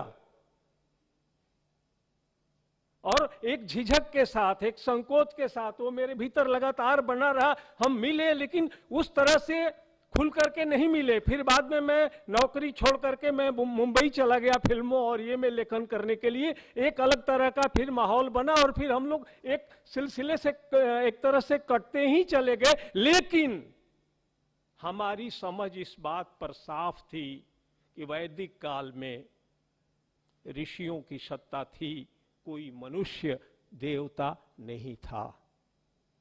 दुनिया का पहला देवता जो बना था वो गौतम बुद्ध थे। ब्रह्मा विष्णु महेश उसके बाद के हैं, पुराण काल के देवता हैं। मुगल काल तक ये सत्ता आई, उसके बाद राजाओं की सत्ता हो गई, पुराण काल आने के बाद ऋषियों की सत्ता के बाद राजाओं की सत्ता हो गई, और यहाँ फ्रांस की क्रांति के बाद बाजार की सत्ता हो गई है, उपनिवेश की सत्ता हो गई है। आज समय भले वहां न पहुंचा हो उस समय, लेकिन इस समय की संभावना थी हमारे पास। नीत्शे ने ईश्वर को भी स्थापित कर दिया पिछले 500 सालों में कि ईश्वर नहीं बचा, ये समझ हमारे पास थी। और इस समझ के लिए मनोज कुमार श्रीवास्तव को याद करना जरूरी नहीं, अनिवार्य है। भाषा की समझ थी। भाषा ये नहीं जो हम लोग बोलते हैं, भाषा वो है जो आप भोजन करते हैं, भाषा वो है जो आप वस्त्र पहनते हैं, भाषा वो है जिस मकान में आप रहते हैं, भाषा वो है जिसमें आप शिक्षा ग्रहण करते हैं, आप चिकित्सा हासिल करते हैं, आप अपनी संस्कृति का परिचय देते हैं, आप अपनी कलाओं के साथ जुड़ते हैं। भाषा वो है, और बदलाव भाषा से आता है। यह बात हम लोग मनोज कुमार श्रीवास्तव बहुत अच्छी तरह जानते थे। यह उनका एक वैचारिक गरिमा और एक वैचारिक आधार था। और वे सबसे आखिरी छोर पर खड़े आदमी के साथ जाकर के उपस्थित थे। आरा में जाते गली गली में उनके किस्से हैं। आरा शहर में तो ये इतिहास में पहली बार हुआ कि आरा शहर के लोगों ने एक जिलाधिकारी को नागरिकता दे दी। वे नागरिक बन गए, वे घर घर के दिलों के अजीज हो गए। बच्चे बच्चे उनकी चर्चा कर रहे थे। कोई जिस समय उनके वहां से ट्रांसफर हुआ, उसके बाद एक अलग तरह का नजारा था आरा में। लगता था कि हर घर से जैसे कोई बेटी विदा हो रही है, उतनी करुणा थी आरा के लोगों के मन में। ऐसे नहीं होता है यह कि कोई व्यक्ति शहर से नदियों की तरह मिल जाए। और अगली बात के रूप में, सहज नहीं था जीवन। झुरमुट की ओच में चहचहाने वाले पंछी का गान हमेशा हर्ष गान नहीं होता। मुस्कुराहटों के पीछे जो खंजर की चुभन छुपी रहती है, उसको पहचान पाना भी सहज नहीं होता। लगता है बिना कुछ किए चले जाएंगे नीले जी। कसक थी, कितनी गहरी थी उसकी पीड़ा। वे सत्ता के अंग थे, सामान्य अंग नहीं थे। उस अंग में शामिल थे जहां से चीजें निर्धारित होती हैं। और वहां जाने के बाद भी आज खुद स्वयं सांसद महोदय ने जिस तरह से बात की, अन्य मित्रों ने बात की कि ये हमारे मनोज कुमार श्रीवास्तव ही थे जिनके सामने डेमोक्रेसी आकर के खड़ी हुई और झुक गई, राजनीति आकर के खड़ी हुई और झुक गई। व्यक्तित्व ऐसे ऊंचा उठता है, व्यक्तित्व ऐसे बनता है। नायक का जन्म तत्काल नहीं होता। नागार्जुन हम लोगों के गुरु थे। नागार्जुन से एक बार मैंने कहा कि बाबा कविता लिखने से अपने आप कुछ करते उड़ते नहीं है, कुछ उस तरह की माहौल। तो बाबा ने एक बात मुझसे कही, निलय जीवन तो सब लोग जी लेते हैं, प्लान करने की चीज मृत्यु है। तुम मरने के बाद अपने बारे में क्या सुनना चाहते हो। हमारे राष्ट्रपति थे अब्दुल कलाम, सब लोग गिरते हैं तब मरते हैं, और हमारे कलाम साहब जैसे लोग हैं जो मरते हैं तब गिरते हैं। कुछ लोग मरते हैं और गिर करके धंस जाते हैं, और कुछ मनोज कुमार श्रीवास्तव जैसे लोग होते हैं जो मरते हैं और बीज की तरह उग जाते हैं। रसूल हमजातो रसिया में एक कवि है, बहुत बड़ा कवि है। पूरी दुनिया के लोग जानते हैं रसूल हमजातों की विशेषता थी कि वह अपने गांव दागिस्तान में रहता था, और जब वो दागिस्तान में रहता था तो कहता था कि मैं पूरी दुनिया का प्रतिनिधि बन करके दागिस्तान में रहता हूं, और दागिस्तान का प्रतिनिधि बन करके पूरी दुनिया में जाता हूं। स्थानीयता और वैश्विकता के बीच क्या संबंध है, ये जैसे रसूल हमजा तो जानते थे, वैसे ही मनोज कुमार श्रीवास्तव भी जानते थे। समय ज्यादा हो गया है, अब आखिरी बात कह करके धूमिल की कविता की एक पंक्ति कह करके अपनी बात समाप्त करूंगा। जो उनकी भूमिका के रूप में मैं देखता हूं कि यदि हो सके तो बगल से गुजरते हुए आदमी से कहो, यदि हो सके तो बगल से गुजरते हुए आदमी से कहो कि लो ये रहा तुम्हारा चेहरा जो भीड़ में पीछे गिर गया था। बहुत बहुत धन्यवाद।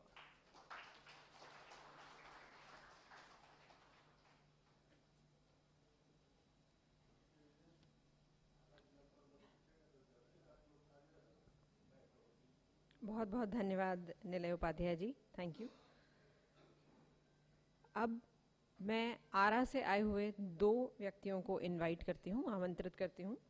श्री रविंद्र भारती जी और तारकेश्वर ठाकुर जी, जो पापा से काफ़ी समय से एसोसिएटेड हैं, वो अपने चंद शब्दों में पापा के साथ का एसोसिएशन और एक्सपीरियंस शेयर करना चाहते हैं।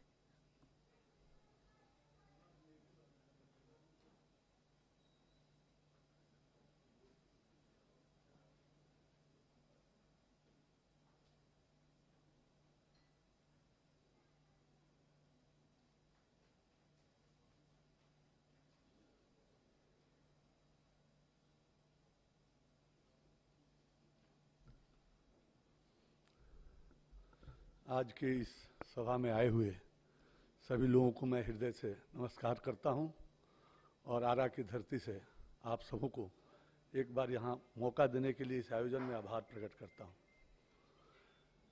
मित्रों, मैं जब स्टूडेंट था, बीए पार्ट 1 का विद्यार्थी था, तो सर की पोस्टिंग मनोज श्रीवास्तव सर ही हम कहते थे, इनकी पोस्टिंग आरा में हुई थी, और छात्रों से किसी मुद्दे को लेके इनके साथ कुछ अनबन हो गई थी, और मई जून की दोपहरी थी चिलचिलाती, और रिक्शा पर माइक लगा के लगभग 2-3 हजार 4 हजार छात्र जुलूस लेकर के डीएम साहब का घेराव करने पहुंचे थे।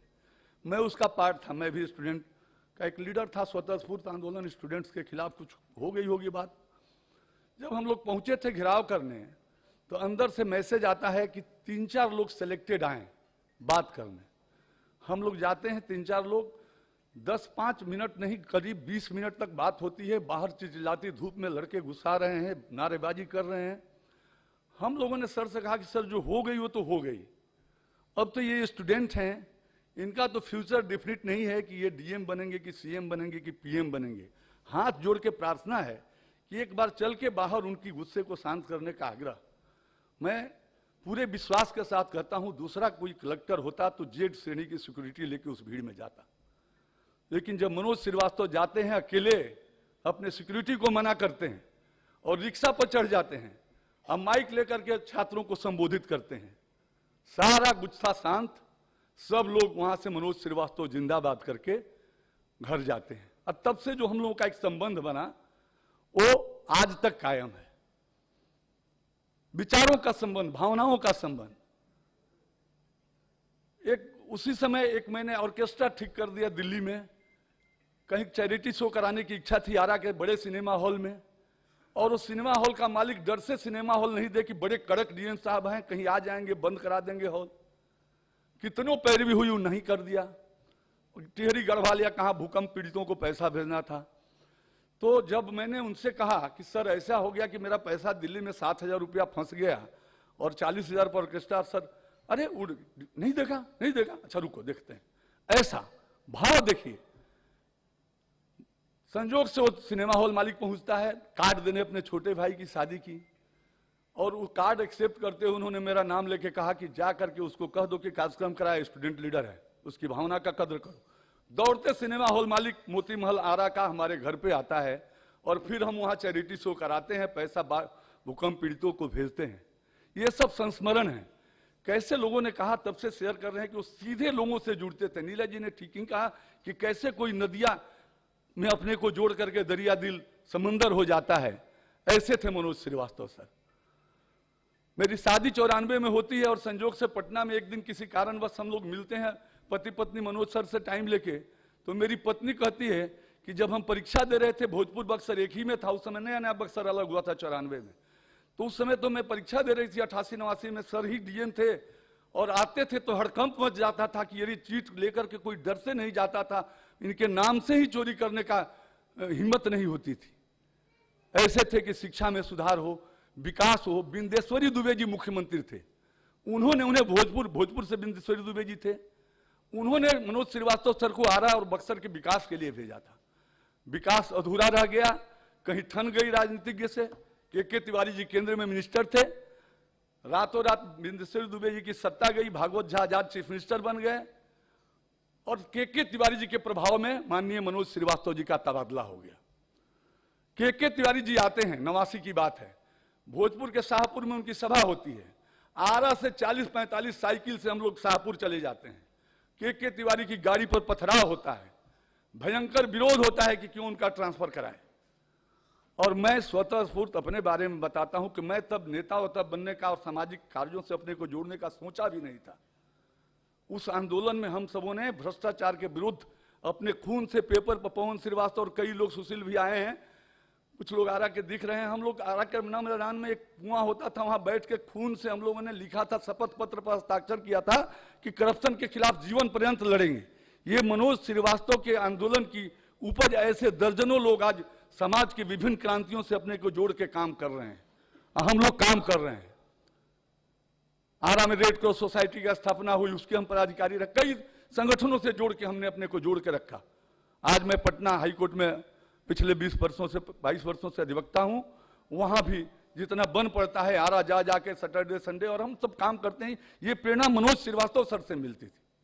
उनसे मिलने और बात करने के बाद हम रिचार्ज हो जाते थे। हमें लगता था कि जो बातें, जो उनके अंदर आग है, वो आग हम सब में भी है, और भरने का काम वो करते थे। और उससे हम लोग, ठीक कहा, बहुत बढ़िया मणिकांत ठाकुर जी ने, कि वो आग जो है अभी और जलनी चाहिए, और जो उनकी भावनाएं थी उसका प्रचार प्रसार करने के लिए हम सब लोगों को मिलके कुछ एक ऐसा समुचित प्रयास करना चाहिए कि उनके जो सपने थे, वो जो शेयर करते थे हम लोगों से, पंचायतों की विकास की बात, ट्रांसपेरेंसी, गरीबों के साथ जो योजनाएं जाती है उसका कैसे, ये सब बहुत सारी बातों को शेयर करते थे। ये कहने की चीज नहीं, घंटों बात करते रह जाएंगे उनके बारे में। उनकी चिट्ठियां, रोहतास में कलेक्टर थे, पोस्टकार्ड लिखते थे, हम कुछ बोलते थे, इधर से चिट्ठी जाती थी, उधर से चिट्ठी का जवाब आता था। एक कलेक्टर आम आदमी को, कोई कार्यकर्ता को चिट्ठी लिखे, और दर्जनों चिट्ठियां, जब वो वहां से चले आए, पर्यटन में थे, तो एक बिहार स्टडीज सर्किल संस्था का उन्होंने निर्माण किया था। सेमिनार होते थे एन सिन्हा इंस्टीट्यूट में, दर्जनों लोग आरा से उनसे जुड़े, उस सेमिनार में हम लोग आते थे। और उस सेमिनार में, एन सिन्हा इंस्टीट्यूट के दर्जनों सेमिनार के पेपर्स हमारे पास पड़े हैं। बस यही शेष रह गया है उनकी मेमोरीज में, उन दिनों के आंदोलन की पेपर कटिंग, उनके फोटोग्राफ्स, उन दिनों के एन सिन्हा इंस्टीट्यूट के बिहार स्टडी सर्किल के के श्रीवास्तव के हस्ताक्षर, यही छोड़ के हम सबों को चले गए। हम बहुत बहुत श्रद्धांजलि इस अवसर पर उनको अर्पित करते हुए अपनी बात को समाप्त करते हैं।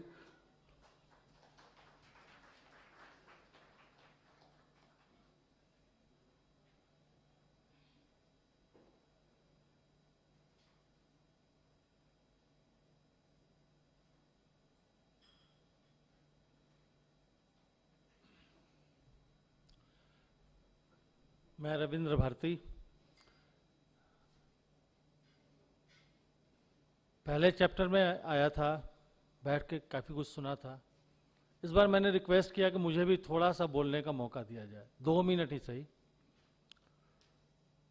मनोज सर के साथ मेरा जुड़ा हुआ जब वो यहाँ पटना में पर्यटन में थे, और उनका एक रिसर्च था प्रो पुअर पीपल पे, उन्होंने अपना वो रिसर्च मुझे दिया और कहा कि आपको इस पे एक नाटक करना है 1 घंटे का, रिसर्च पे नाटक।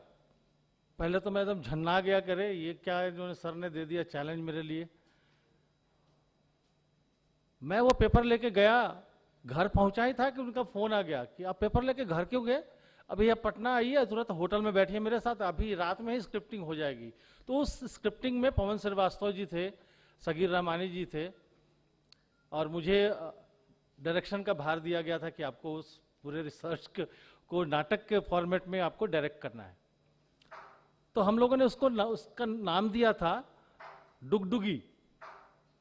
जो गांव में जो डुगडुगी बजा के कहते हैं लोग, तो बिहार में उन दिनों ग्राम पंचायत का पुनर्गठन करने की बातचीत चल रही थी। उसी पे वो प्रो पुअर पीपल पे क्या इम्पैक्ट पड़ेगा, उस पे वो नाटक करना था मुझे। पहले तो उनके पूरे रिसर्च को समझना मेरे लिए आज से 20-22 साल पहले बहुत बड़ी चुनौती थी। खैर, अब सर ने कहा कि भारती वहां कैम्ब्रिज और कैली से वहां से लोग आ रहे हैं, तो मैं चाहता हूं कि कुछ प्रो पुअर पीपल का कुछ म्यूजिक हो, तो कृपया आप उसको ऐड ऑन कर लीजिए अपने उस प्ले में। अब तो दूसरा झनाकेदार झटका लगा कि प्रो पुअर पीपल के लिए म्यूजिक कहां से ढूंढे। लेकिन उन्होंने जिस तरीके से अपनी चीजों को बताया मुझे कि मुझे ये चाहिए, मैंने कहा कि 10 दिनों के अंदर आपको पूरा प्ले 1 घंटे का तैयार मिलेगा, और मैंने तैयार करके उनको दे दिया। मैंने वो म्यूजिक कॉपी किया कहां से, तो एकदम गांव से। गांव में जो बारात लगती है दरवाजे पे, उस समय जो वो धुन पे पूरा ट्रेडिशनल धुन है। मैं चाहूंगा कि आपको रिफ्रेश कर दूं उस धुन से। डर डर डर डर डर डर डर डर डर डर डर डर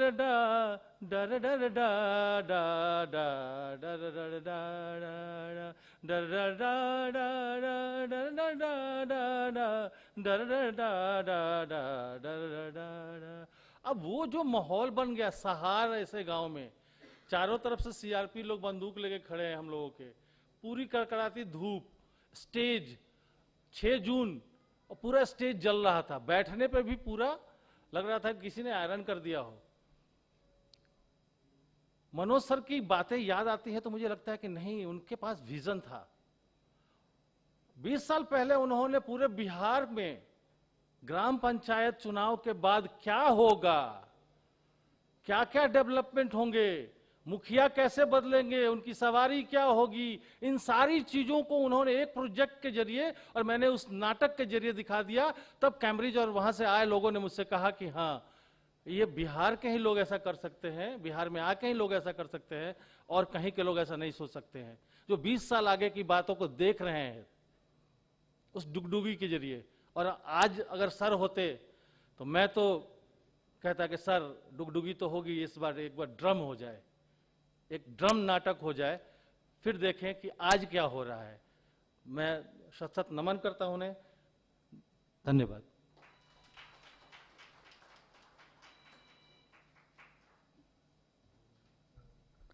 Thank you, Ravindra Bharti ji, and thank you, Tarkeshwar Thakur ji.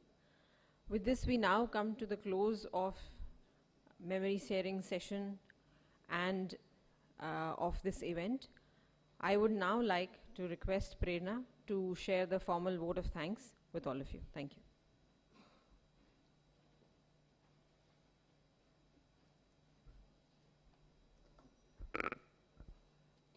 Good evening, everyone. I, Prerna, the younger daughter-in-law of late Shri Manoj Srivastava and Srimati Neena Srivastava, on behalf of the entire Srivastava family, feel honored to propose today's vote of thanks. I would like to express my deepest gratitude to all present with us today for gracing the occasion and making this a memorable lecture extremely special. Without your presence, love, and support, this event would not have been possible. Speaking for myself, although I was not as fortunate as most of you present here to spend much time with Papa, but whatever little time I could spent with him, I got to see and experience several aspects of his personality. And something that I was deeply moved by was that, despite being a senior and revered bureaucrat, he had still not lost that childlike curiosity within him, as he would discuss with great enthusiasm about my profession as an advocate and how I went about with my profession in New Delhi. He would always be very inquisitive and ready to reason various aspects of law and the Indian justice system. As much as he had his own opinion about things, it never stopped him from listening to my point of view with great patience, and he would always encourage, appreciate, and analyze my side of the argument. And today, to hear similar things being said about Papa from the esteemed guests, it only reaffirms the kind of persona that he had and the deep impact he left on every individual whose lives he touched. It is these experiences and memories of Papa, shared by friends, colleagues, and seniors, which we strive to protect with the purpose of carrying his legacy forward as long as we can. Now, on behalf of the entire Srivastava family, I would like to express our deep sense of gratitude to Honorable Minister Shri R.K. Singh for taking out time from his hectic schedule and for sharing such moving and vivid memories of the time he spent with Papa. We would also like to thank Madam Sheila Singh for her esteemed presence. I would like to mention our deep sense of gratefulness to Professor Stuart Corbridge for sparing his valuable time and sharing such heartwarming and personal memories from the many years he spent with Papa. I would also like to extend our heartfelt thanks to the respected and dear batchmates of Papa, Shri Shaktikant Das, Shri Amitabh Kant, and Satyanarayan Mohanty for taking out time from their busy schedule and joining us virtually and sharing their memories. I would also like to thank Shri Arvind Jha, one of Papa's closest friend and oldest friend, for his moving and emotional tribute. I would like to thank Senior IAS Officer Shri Deepak Singh for gracing us with his presence. I would also like to thank Senior Journalist Shri Manikant Thakur, Shri Nilay Upadhyay for their valuable time. We are also immensely thankful to Shri Pranav Chaudhary, Senior Journalist, Shri Amrit Lal Meena, Dr. Farhad Hassan, Dr. Satyajit, Mr.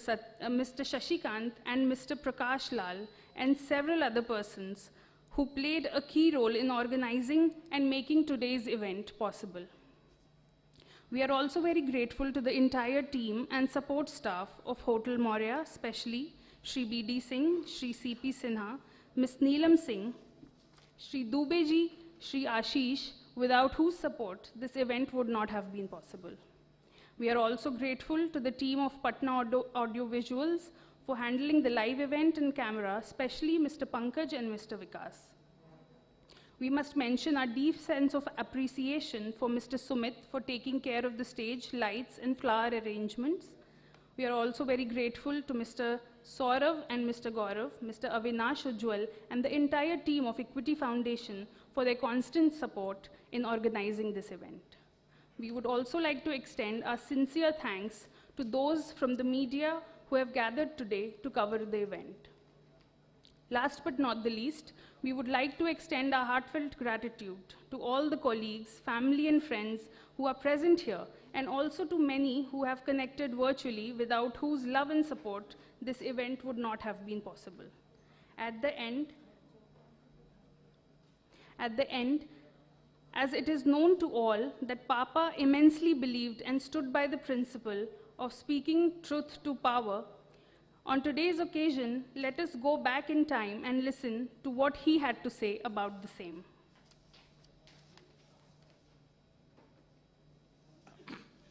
वो analysis नहीं थी, शायद focus नहीं था। मेरा मानना है कि एक बहुत बड़ी बात इसमें सामने निकल के आती है। स्वामी जी उस मूवमेंट को अगर लेके चले भी तो उनको बहुत क्लियर समझ में कुछ दिन समय के बाद था कि लार्ज मूवमेंट का जो डोमिनेंस है उस वक्त नेशनल मूवमेंट का, उसके साथ ये मेल नहीं खा रहा है। उसके बाद भी there is a term speaking truth to power, सबसे बड़ी डिफिकल्ट बात speaking truth to power, and there are two parts of it. One, you speaking truth to power when you talk truth to the powerful state and other individuals. You speak truth also to the powerful existing institutions. और existing institutions landlord का था, वर्षों से जमा हुआ landlord के institutions को आप आसानी से विश्व में नहीं कर सकते थे। और उस इंस्टीट्यूशनल रियलिटी और ताकत और उनके सपोर्ट में जो ओवरऑल कांग्रेस के मूवमेंट में, नेशनल मूवमेंट के पक्ष में था, उस सब के खिलाफ स्वामी जी ने कहा यही सही है, इसलिए I will speak truth to the power. यह ताकत बहुत कम लोगों को होती है मित्रों, और स्वामी जी के इस पर्सनैलिटी का ये पक्ष, मैं सबसे बड़ी बात, वो फेल करें, जो जीता सो सिकंदर, वो जीते नहीं लेकिन वो इतनी बड़ी बात कह गए कि है कलेजा to speak truth to the power, चाहे कुछ हो जाए।